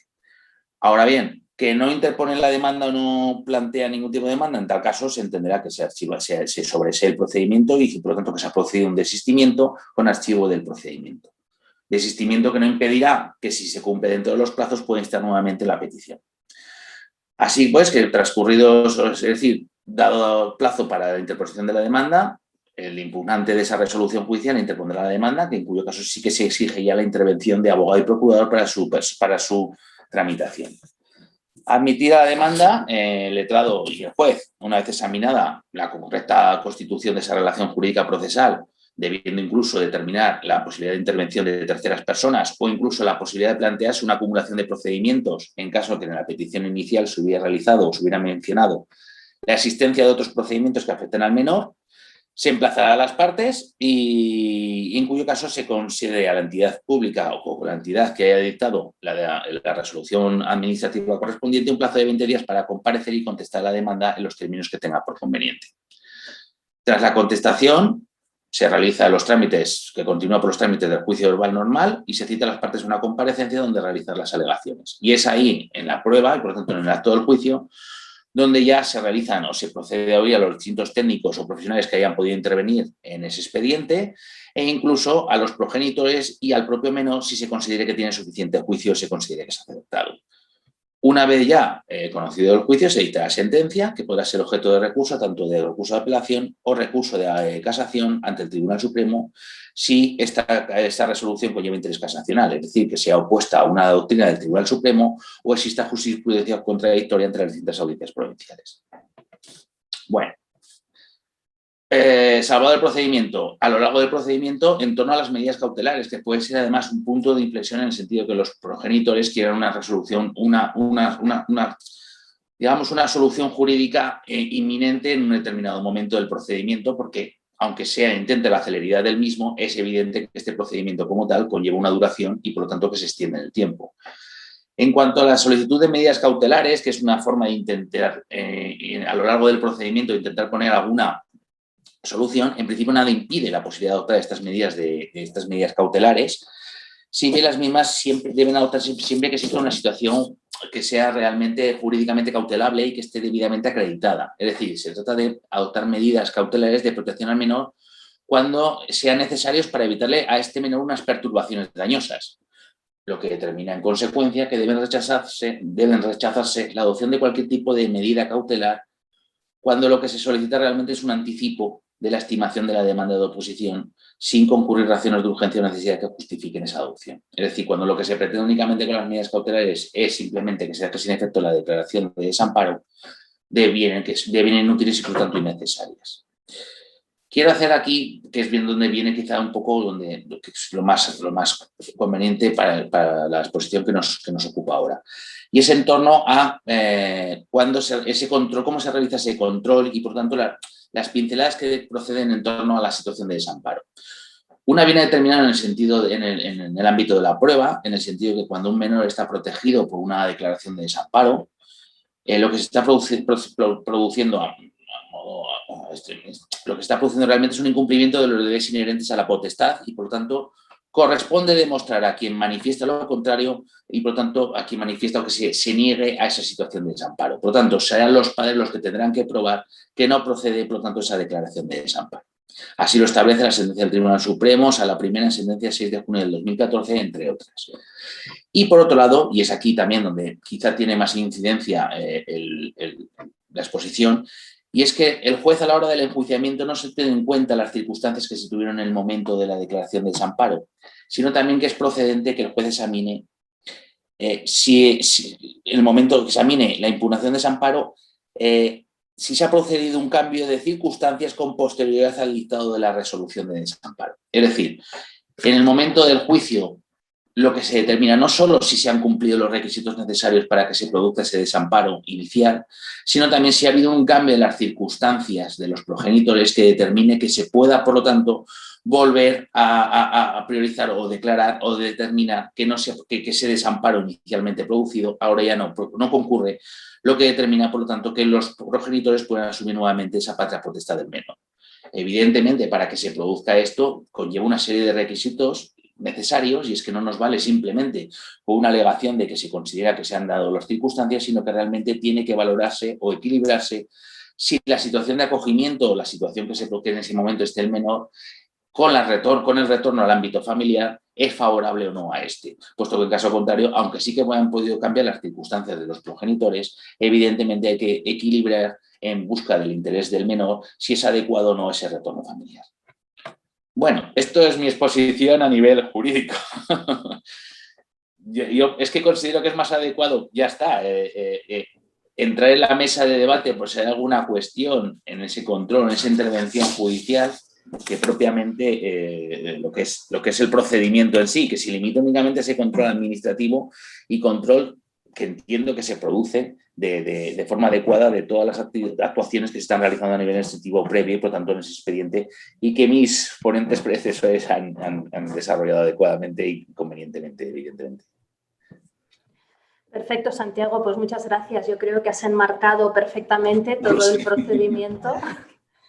Todo lo que explicábamos de todo el procedimiento de detección, de intervención, de declaración de desamparo y luego las posibles impugnaciones de las medidas del régimen de visitas, que creo que es un elemento muy importante porque creo que hay discusión, ¿verdad?, sobre si la Administración puede ser competente o no. Hay muchísimo procedimiento en torno a las impugnaciones de las adopciones de las visitas que se consideran adecuadas, porque evidentemente los medios también influyen en este régimen de visitas, los medios que se disponen, y por lo tanto nunca son suficientes visitas, nunca se realizan de forma que se puede entender favorable a todo el mundo, y se está buscando un punto intermedio en estas cosas. Se intenta buscar un punto intermedio o un punto de acuerdo para facilitar esas visitas lo máximo posible y dentro de las posibilidades que ambas partes se les plantean, porque muchas veces conlleva desplazamientos en el régimen de esas visitas que, claro, evidentemente conlleva un coste no solo económico, sino un coste personal de difícil amparo, de difícil equilibrio. Sí, sí. Y creo que además has puesto sobre la mesa un tema también muy interesante, que es el tema de los plazos. Porque en el tema de la impugnación, cuando hay una impugnación de desamparo, claro, según el tiempo que pasa, ya casi es muy difícil tener en cuenta un retorno, ¿no? La opción de retorno o la opción de tomar una medida que no sea la que se ha adoptado. Por eso se valora, es decir, independientemente de si cambian las circunstancias que se tuvieron en cuenta en el momento de desamparo y el plazo se aumenta el plazo del año, sí que es verdad que volvemos a la misma situación. Hay que ver si el retorno del menor a la familia es el adecuado o no es el adecuado, porque hay que buscar ese interés del menor. Entonces, muchas veces sí que es verdad que hay una mejora en los progenitores que determina o facilita o puede facilitar ese retorno, pero evidentemente hay que ver el menor, es decir, hay que ver qué es lo mejor para él, porque muchas veces sí que es verdad que es considerable y si se busca ese retorno, porque evidentemente hay que buscar ese retorno, pero claro, a veces que tiene difícil encaje atendiendo a ese interés del menor. Pero tú sabes que la ley orgánica, por ejemplo, uno de los elementos que tiene en cuenta para decidir el retorno es el tiempo y la integración del menor en la familia de acogida, con lo cual a más tiempo, mayor integración y menos posibilidad de retorno, con lo cual vuestra intervención es muy importante. Claro, el problema de las familias de acogida es que viene lo mismo, es decir, quieras o no, se crean unos vínculos con la familia de acogida que luego evidentemente no es complicado no solo romper, sino conlleva mucha dificultad. Cuando estos vínculos han perdurado en el tiempo durante bastante tiempo, evidentemente son más difíciles de romper y por tanto el retorno del menor tiene que ser diferente que podría ser aquel que lleva un plazo muy pequeño de acogimiento. Claro, ¿por qué? Porque por eso digo que el equilibrio o buscar el equilibrio entre lo que es mejor para el menor y lo que es mejor para los padres, pese a que han mejorado en sus habilidades tutelares o en sus habilidades para el ejercicio de la patria potestad o se han superado igual el momento que determinó esa situación de desamparo, no quita para que se tenga que buscar ese equilibrio en preferencia o buscar lo que es mejor para ese menor, precisamente porque las familias de acogida lo que han llevado es que realmente han creado un vínculo con este menor, ¿vale? Un vínculo en el propio menor, ¿eh? Es decir, que considera que es beneficioso para él. Claro. ¿Vale?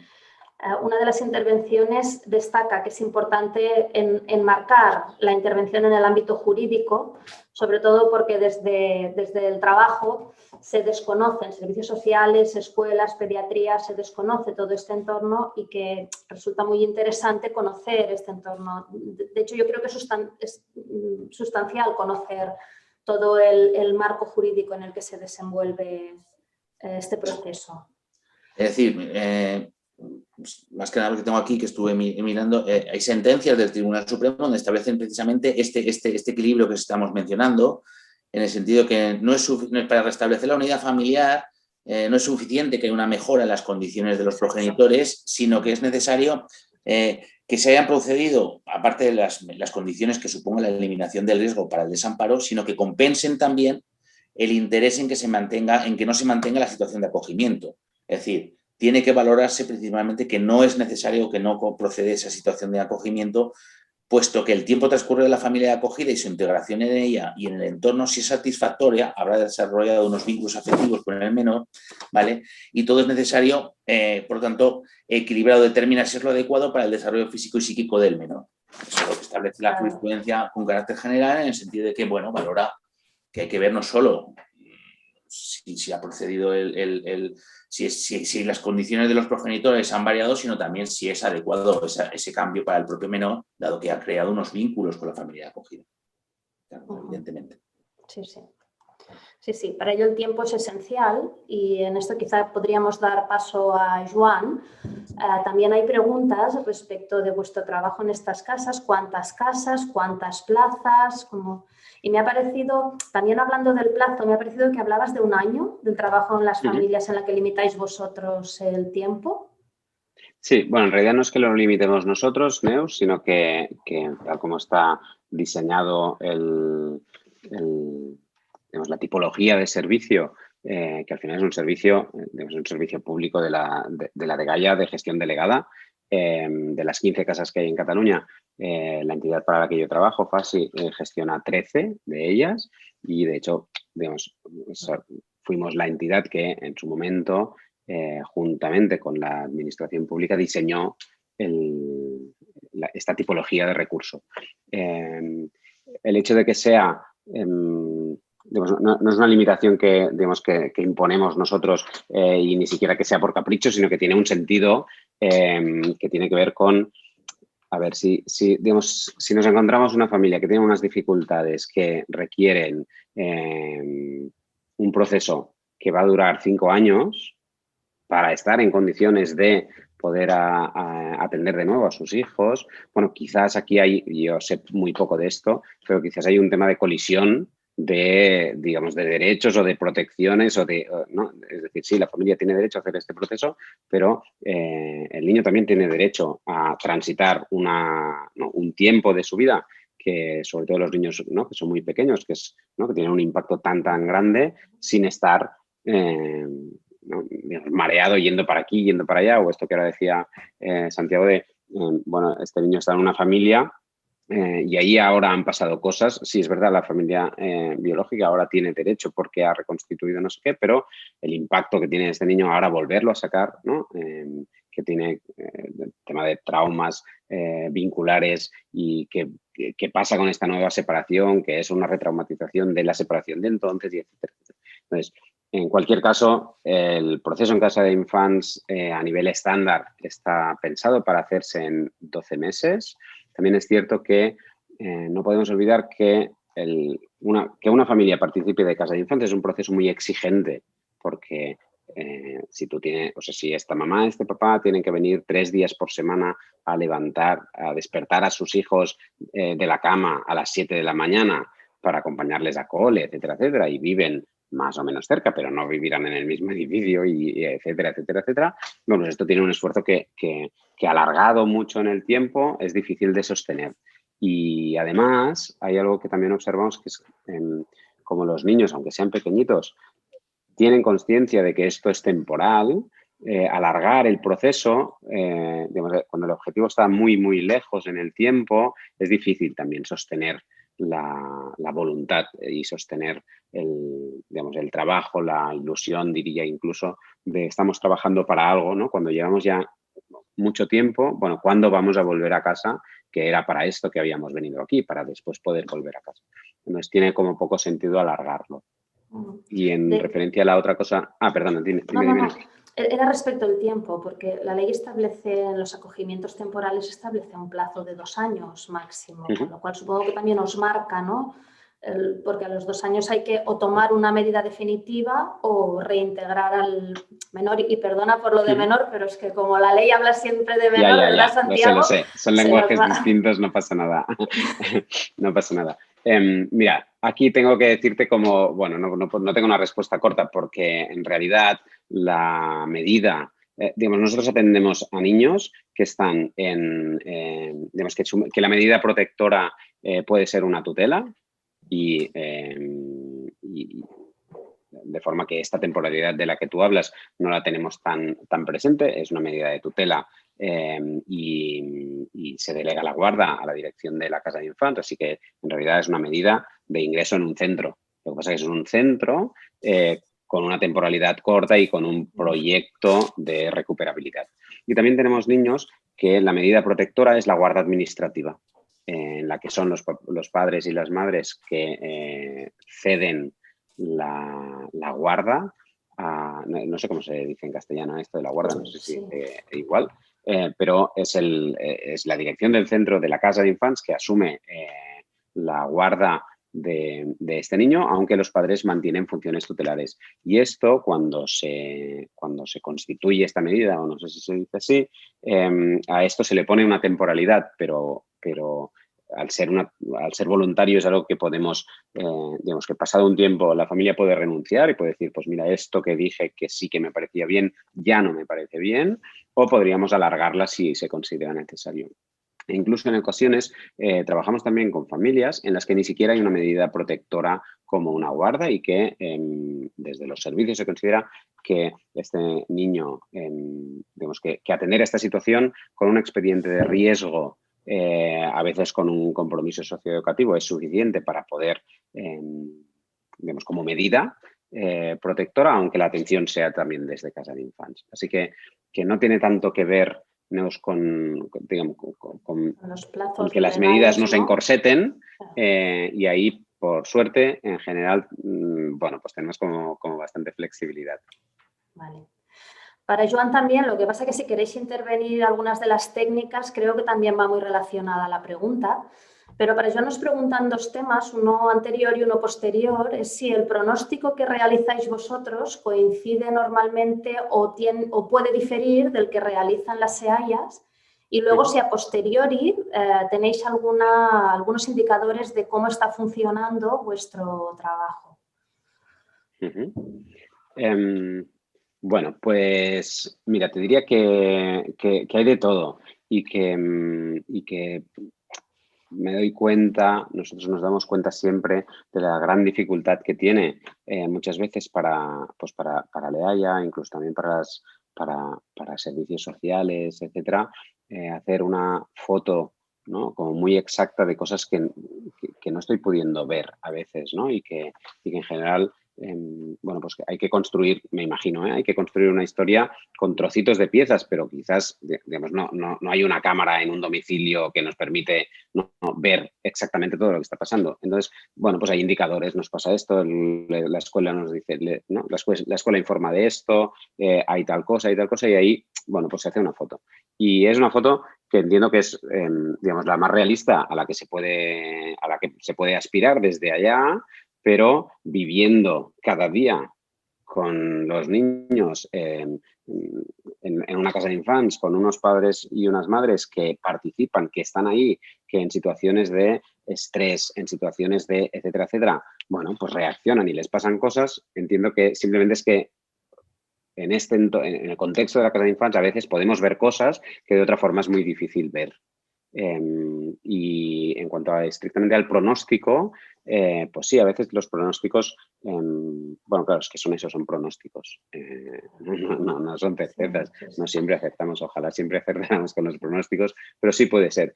Aunque también debo decir que también puede ser, digamos, que esto no sea lineal y que hoy nos parece y es real que esta familia va a poder hacer algo, pero que después no pueden sostenerlo. Esto también puede pasar. También le pasa a alguien que inicia un proceso terapéutico que se cree que va a poder, llega y a las 3 visitas se va corriendo y no puede sostenerlo porque no puede con eso. Y esto también les puede pasar a las familias, ¿no? Y ahí quizás a veces puede haber como esto, digamos, estas diferencias. Nuria nos hablaba antes también de la importancia del pronóstico, de la dificultad, ¿no?, y de la importancia que le dabais al pronóstico y de la importancia también en la fijación de la medida. ¿Cómo lo afrontáis, Nuria?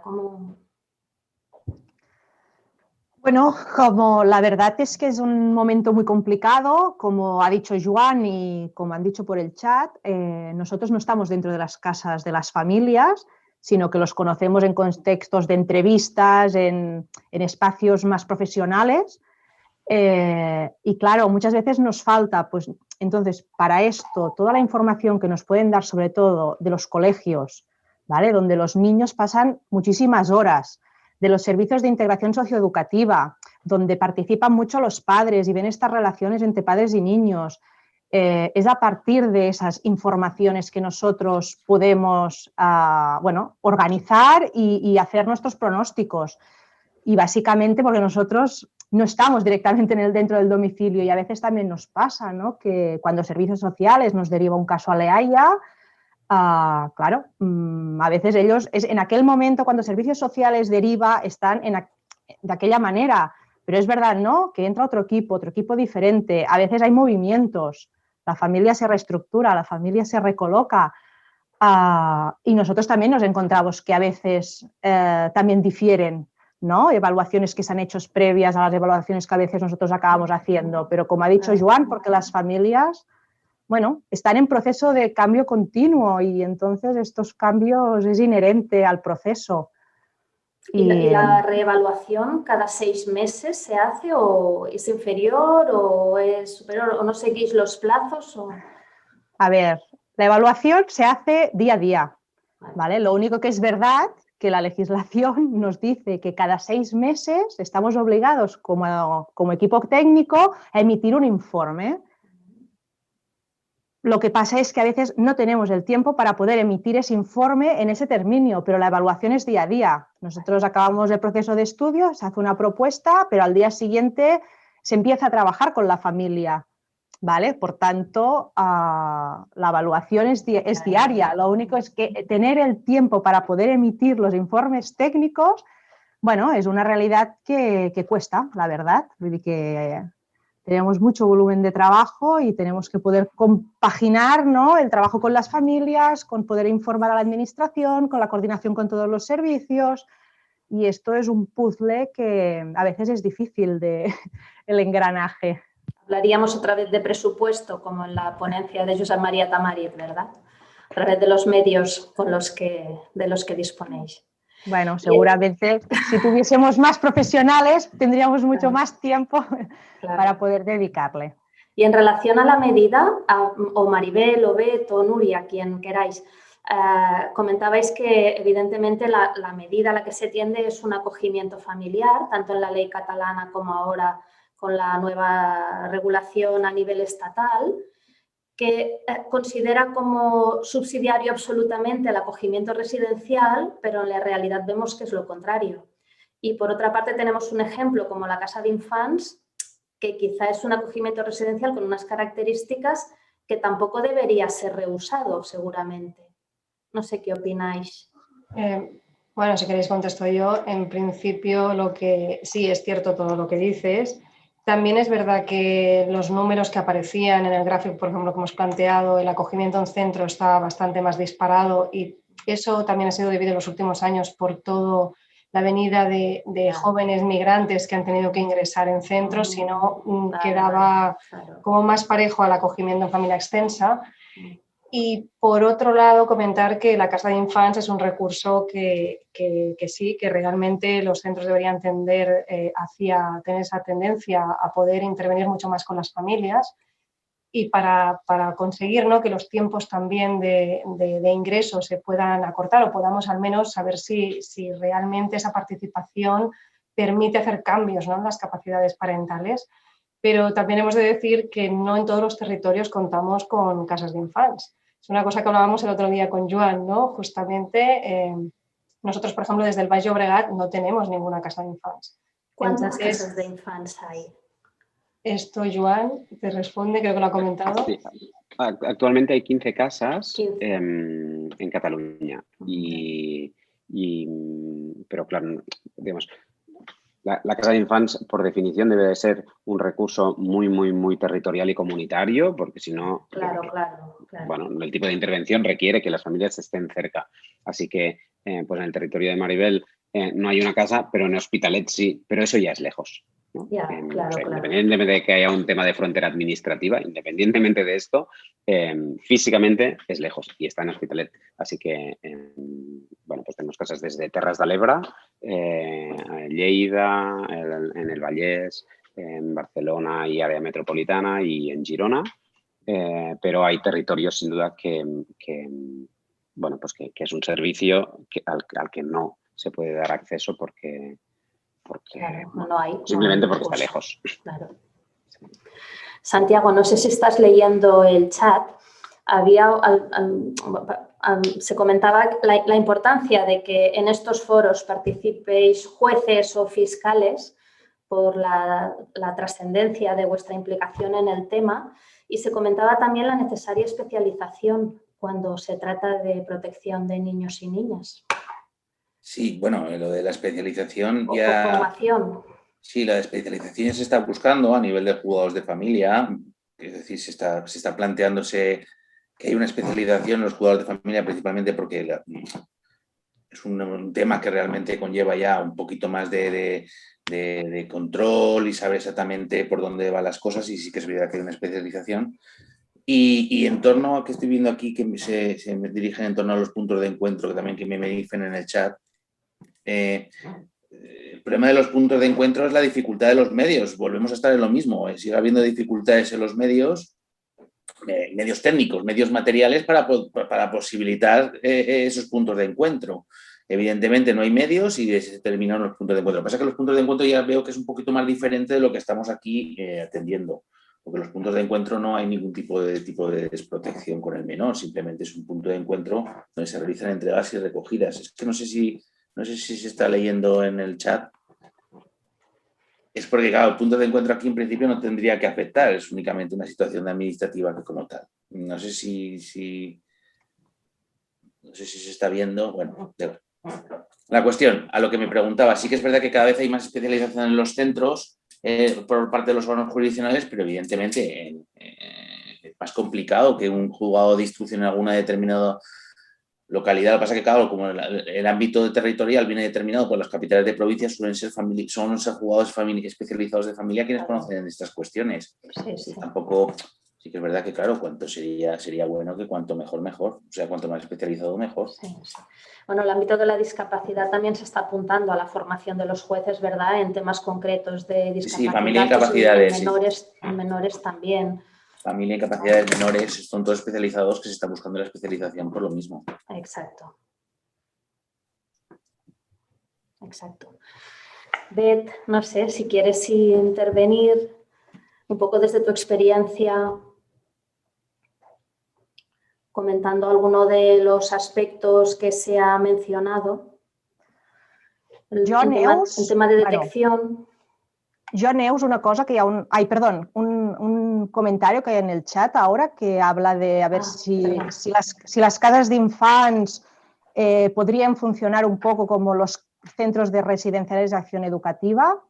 Al menos en los que están en los centros residenciales de acción educativa que ya hay en mi territorio, ya empiezan a trabajar mucho integrando a las familias. Seguramente no es el mismo nivel de integración que una casa de infantes, donde son las propias familias que han querido esta medida y que muchas veces la gran mayoría es que están en guarda administrativa, es decir, han sido los propios padres que solicitan el ingreso en este recurso. Y donde los niños no duermen, normalmente, la gran mayoría no duermen todas las noches en el recurso de casa de infantes, ¿vale? Que es diferente un poco la diferencia a lo mejor que hay con los centros, pero que cada vez los centros residenciales de acción educativa incluyen más a las familias y a los padres y los hacen más partícipes de todo el proceso. ¿Y guarda administrativa tenéis mucha, Nuria? ¿Hay mucha guarda administrativa, a guarda voluntaria? Nosotros los ingresos que hacemos en casa de infantes, que tenemos 2 en el territorio, la gran mayoría son guardas administrativas, sí. Sí.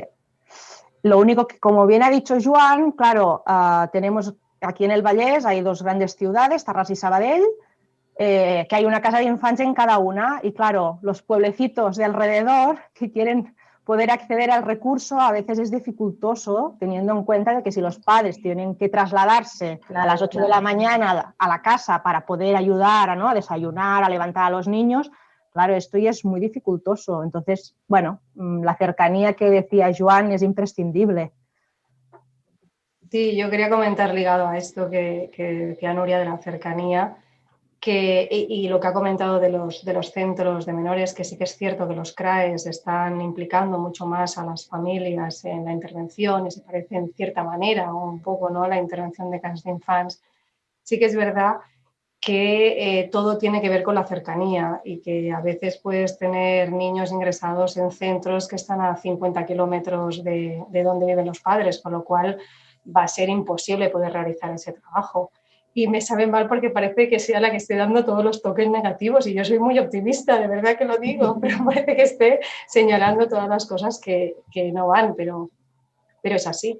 Muchos kilómetros de distancia dificultan muchísimo la intervención de las familias y creemos que es fundamental este aspecto. Sí, de todas formas, a mí también sobre esto me gustaría decir que, aunque yo soy por supuesto yo soy un defensor del modelo y de las casas de infantes, o sea, esto no invalida que hay necesidades que desde las casas de infantes no se pueden atender. Esto no invalida que hay niños que no pueden estar con sus padres y que hay niños a los que, esto que nos haría falta para, ¿no?, como decía la pregunta en el chat, esto no está disponible, no existe y necesitamos otro tipo de medidas. Y como han dicho mis compañeras, la propuesta de acogida en familias, esto a partir de ciertas edades, a partir de ciertos procesos en los que los niños están muy dañados por la historia de vida que tienen, no va a ser posible y necesitamos recursos también para atender esto. Necesitamos que recursos, y que ya lo hacen muy bien en general, que sean lugares bonitos, que sean lugares seguros, que sean lugares en los que los niños puedan hacer una vida a pesar de sus padres. Y esto también es una realidad. Y eso también hay que atenderlo y no podemos hacerlo desde las casas de infantes. No tenemos la varita mágica nosotros para nada, ni nosotros el modelo de casa de infantes está para decir que los demás lo hacen mal de ninguna de las maneras. Claro, supongo que lo has comentado al principio, que la casa de infantes parte de un modelo de familia, ¿no?, consciente de sus limitaciones y con capacidades para desarrollar. con lo cual ya es un modelo limitado de familia quizá que puede encajar, ¿no?, en este tipo de recurso y que evidentemente ahí tiene que haber recursos para otro tipo de circunstancias quizá mucho más graves, ¿no?, y con pronóstico de irrecuperabilidad según cómo. Probablemente en estas situaciones habríamos necesitado una casa de infants para 2 generaciones anteriores. Y entonces quizás ahora no estaríamos ahí, pero para esta generación ya no, ya no les sirve, y en la anterior, bueno, pues quizás sí, ¿no? Pero esta es la idea, digamos, preventiva en este sentido. Sí, que comentando con esto, ¿no?, que la casa de infants igual es un modelo de familia o un tiempo determinado, ¿no? Porque a veces en el primer momento se necesita un trabajo muy intenso con la familia para valorar la reunificación familiar, que luego en otro momento el objetivo igual cambiaría y cambiaría el recurso, ¿no? Quizás en otro momento ya no trabajas tanto esta recuperación, sino el capacitar a esos padres para las habilidades que puedan mantener con su hijo siempre que sea necesario, sea beneficioso, pero igual no es el trabajo de reunificación, el trabajo de retorno. Entonces, bueno, es modelo de familia, es momento determinado, por eso lo de la temporalidad no muy ajustada, ¿no?, que hablan de Claro. Beta, habías apuntado al inicio también el tema de la prioridad en la reunificación, que había también, Santiago también había comentado que era una de las prioridades de la legislación, que el niño tiene que vivir en su familia, el desamparo siempre es subsidiario, pero claro, supongo que hay veces en que esto no es posible, ni no desamparar ni tender a la reunificación.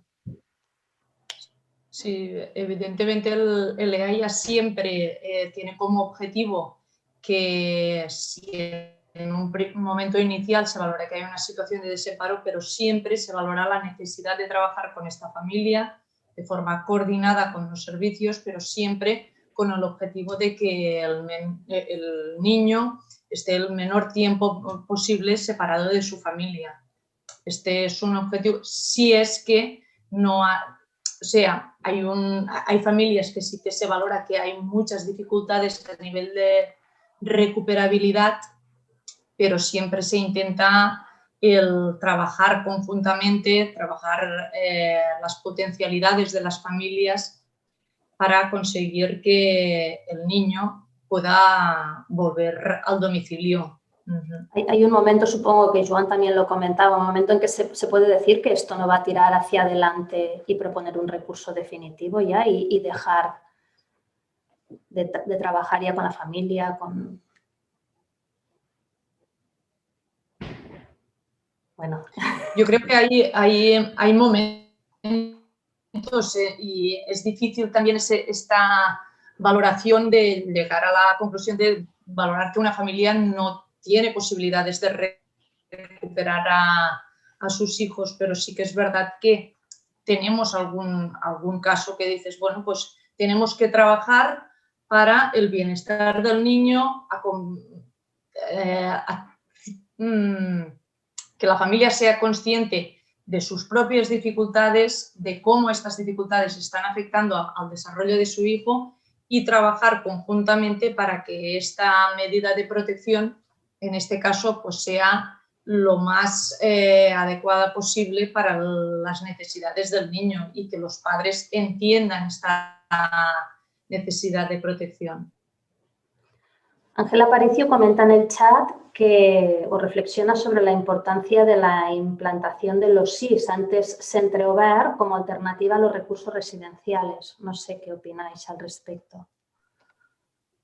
Yo soy muy fan de que se debe implementar este recurso. Es la prevención, es el trabajo en el territorio, es trabajar con las familias que empiezan a tener dificultades.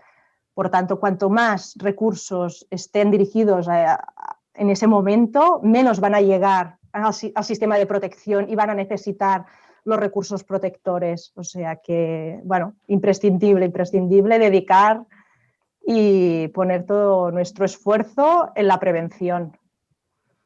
Sí, creo que serían, ¿no?, ligado a esto, que no es que fuese una alternativa al centro residencial, ¿no?, sino, como dice Nuria, sería prevenir, ¿no?, que pudiese llegar a una situación de compromiso socioeducativo, de riesgo grave, o una situación de desamparo, ¿no? Sería el trabajar, como ya dice, ¿no?, muy bien la prevención total. Había un comentario que quería rescatar, ¿no? más hacia arriba, en el que decía que estaría bien que las familias pudieran acceder directamente al EAIA. Y claro, en este aspecto yo quería comentar que para que las familias pudiesen acceder directamente deberían, como han comentado todos los compañeros, ¿no? Un poco deberían de ser conscientes de las dificultades, porque si no, ¿cuántas familias llegarían a pedir ayuda al EAIA directamente? Creo que entonces podríamos tener una lista más holgada, ¿no? de trabajo, porque llegar directamente al EAIA es difícil que nos lleguen las familias. Por eso siempre necesitamos de un servicio que pueda derivarlas y que haya hecho un trabajo previo también de esta conciencia o no, o que lo podamos seguir haciendo desde el equipo de atención a la infancia, ¿no? que es el reto fundamental, ¿no? Si pueden ser conscientes, empezaremos a trabajar, a modificar ciertos aspectos. ¿Porque la detección nos llega desde todos los ámbitos o es limitada todavía la detección? La detección, yo creo que cada vez hay más conciencia de las necesidades de detección y de las necesidades que tienen los niños, pero principalmente yo creo que hay una parte importante de trabajo en este sentido de que puedan los profesionales saber qué es lo que deben hacer cuando se encuentran con un niño que está recibiendo algún tipo de malos tratos o cuando hay una situación de riesgo. Yo creo que esto también es algo que debemos trabajar, porque hay veces que, pues bueno, te puedes tener alguna llamada que dicen, oye, ¿qué es lo que debo hacer ahora? He detectado una situación de malos tratos y no sé cómo poder activar el protocolo. Yo creo que en este sentido tenemos también que intentar que los profesionales sepan los trámites o las líneas de acceso que hay. En el chat nos hablan de Aldea SOS. No sé si conocéis el trabajo que realizan. Maribel sonríe. Y en concreto nos habla de la falta de un referente único en estos casos, que son demasiado temporales. No sé si es un problema común también. Yo diría sobre esto que en general, digamos, el sector, digamos, hay como un cierto mal endémico en el sector a nivel de rotación y seguro que no es hoy el espacio para la reivindicación, pero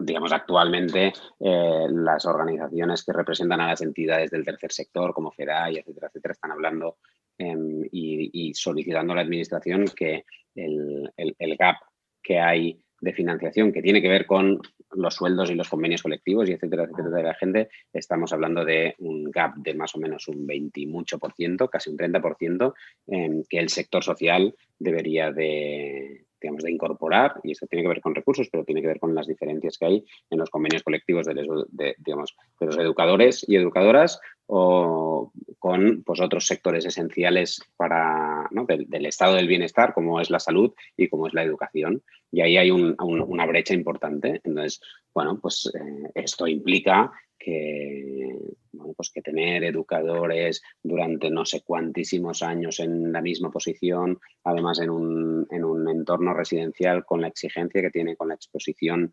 emocional que implica trabajar cada día con las familias, etcétera, etcétera, pues sea difícil, efectivamente, y entonces es habitual que haya rotación. En nuestro caso tiene un poco menos de impacto porque los tiempos son más cortos, porque además nosotros no queremos ser tan referentes porque lo que queremos es trabajar en la referencia de las familias, pero en los CRAES, por ejemplo, ¿no? Con niños que están muchos años, pues sí es un problema, efectivamente. Bien, y para cerrar, porque tenemos que ir terminando y ya yo creo que nos apena a todos, pero debemos ir terminando, se pone de manifiesto en el chat la importancia de la detección en edades de 0 a 3 años también. Y creo que existen ejemplos terribles últimamente, además, ¿no? De situaciones en las que realmente esa detección, Supongo que es muy difícil y pasa muy desapercibida. Quizá el mejor medio sería un entorno sanitario, ¿no? O debe ser quizá la mejor vía, pero no lo sé. Vosotros debéis tener más información. Bueno, no sé, por eso el nuevo modelo de intervención socioeducativa es de 0 a 18 años. O sea, la franja de 0-3 la incluye y también, evidentemente, incluye todos estos espacios maternales y paternales para poder trabajar habilidades parentales con los niños. Las dificultades pues, se pueden detectar desde muchos ámbitos, ¿no? Desde salud sobre todo, pero ¿no? Desde las escuelas bressol, guarderías, ¿vale? Vull dir, sí que hay muchos espacios. Es verdad que con que no es obligatoria su escolarización, Claro, pues a lo mejor es un poco más difícil, pero bueno, que sí que existen. Y el recurso del SIS, ¿no? Ya engloba también a esta franja de edad. A mí sí que por último me gustaría comentar a la Ana María Delgado, ¿no? que sigue con, ¿no? que ponerse en contacto las familias directamente con el EAIA. Partimos de la base de que cuando las familias tienen dificultades y las reconocen, a quien se dirigen, sobre todo, es al profesional que tienen más cercano en su territorio. Por tanto, es a los servicios básicos, o de atención primaria, o al psicólogo que la está atendiendo en aquel momento. Nosotros somos servicios especializados que no estamos en todos los territorios ubicados, con lo cual es difícil que las familias se pongan en contacto o quieran entrar en el servicio de protección. Que cuando las familias ellas solas ya reconocen que tienen dificultades y que quieren ser acompañadas, a quien se dirigen es a los servicios que tienen más cercanos, que para esto son los servicios básicos. Ya está. Sí, exacto, eso que decía, que no quedan desatendidas, que no piense que es que al no poder dirigirse nadie las atiende, que se les atiende y que siguen todo el proceso en el sistema, que están atendidas. De hecho, para terminar también, comentar que desde servicios sociales básicos hay un trabajo directo con el EAIA donde se hacen coordinaciones, se hacen asesoramientos y que si alguna familia necesita, desde el educador social de servicios sociales valora que es necesario que el EAIA haga una pequeña intervención o haga un asesoramiento directamente a la familia, se hace esto, que hay una coordinación y un trabajo constante con servicios sociales básicos. Pero evidentemente las familias con quien empiezan el trabajo y con quien tienen que contactar es con servicios sociales. Pues muchísimas gracias a todos los ponentes de esta interesantísima mesa. Y yo creo que igual la repetimos algún otro día, porque creo que nos han quedado muchas cosas en el tintero. Además, desde estas perspectivas diferentes, yo creo que enriquecen muchísimo más el debate y con la pretensión de ser puntuales, como hemos sido en todas las jornadas, pues vamos a cerrar aquí agradeciendo también a los asistentes su participación y su asistencia. Muchas gracias a los ponentes de nuevo y cerramos aquí. Gracias. Gracias, Ben, Joan, Maribel, Nuria y Santiago. Muchísimas gracias a todos.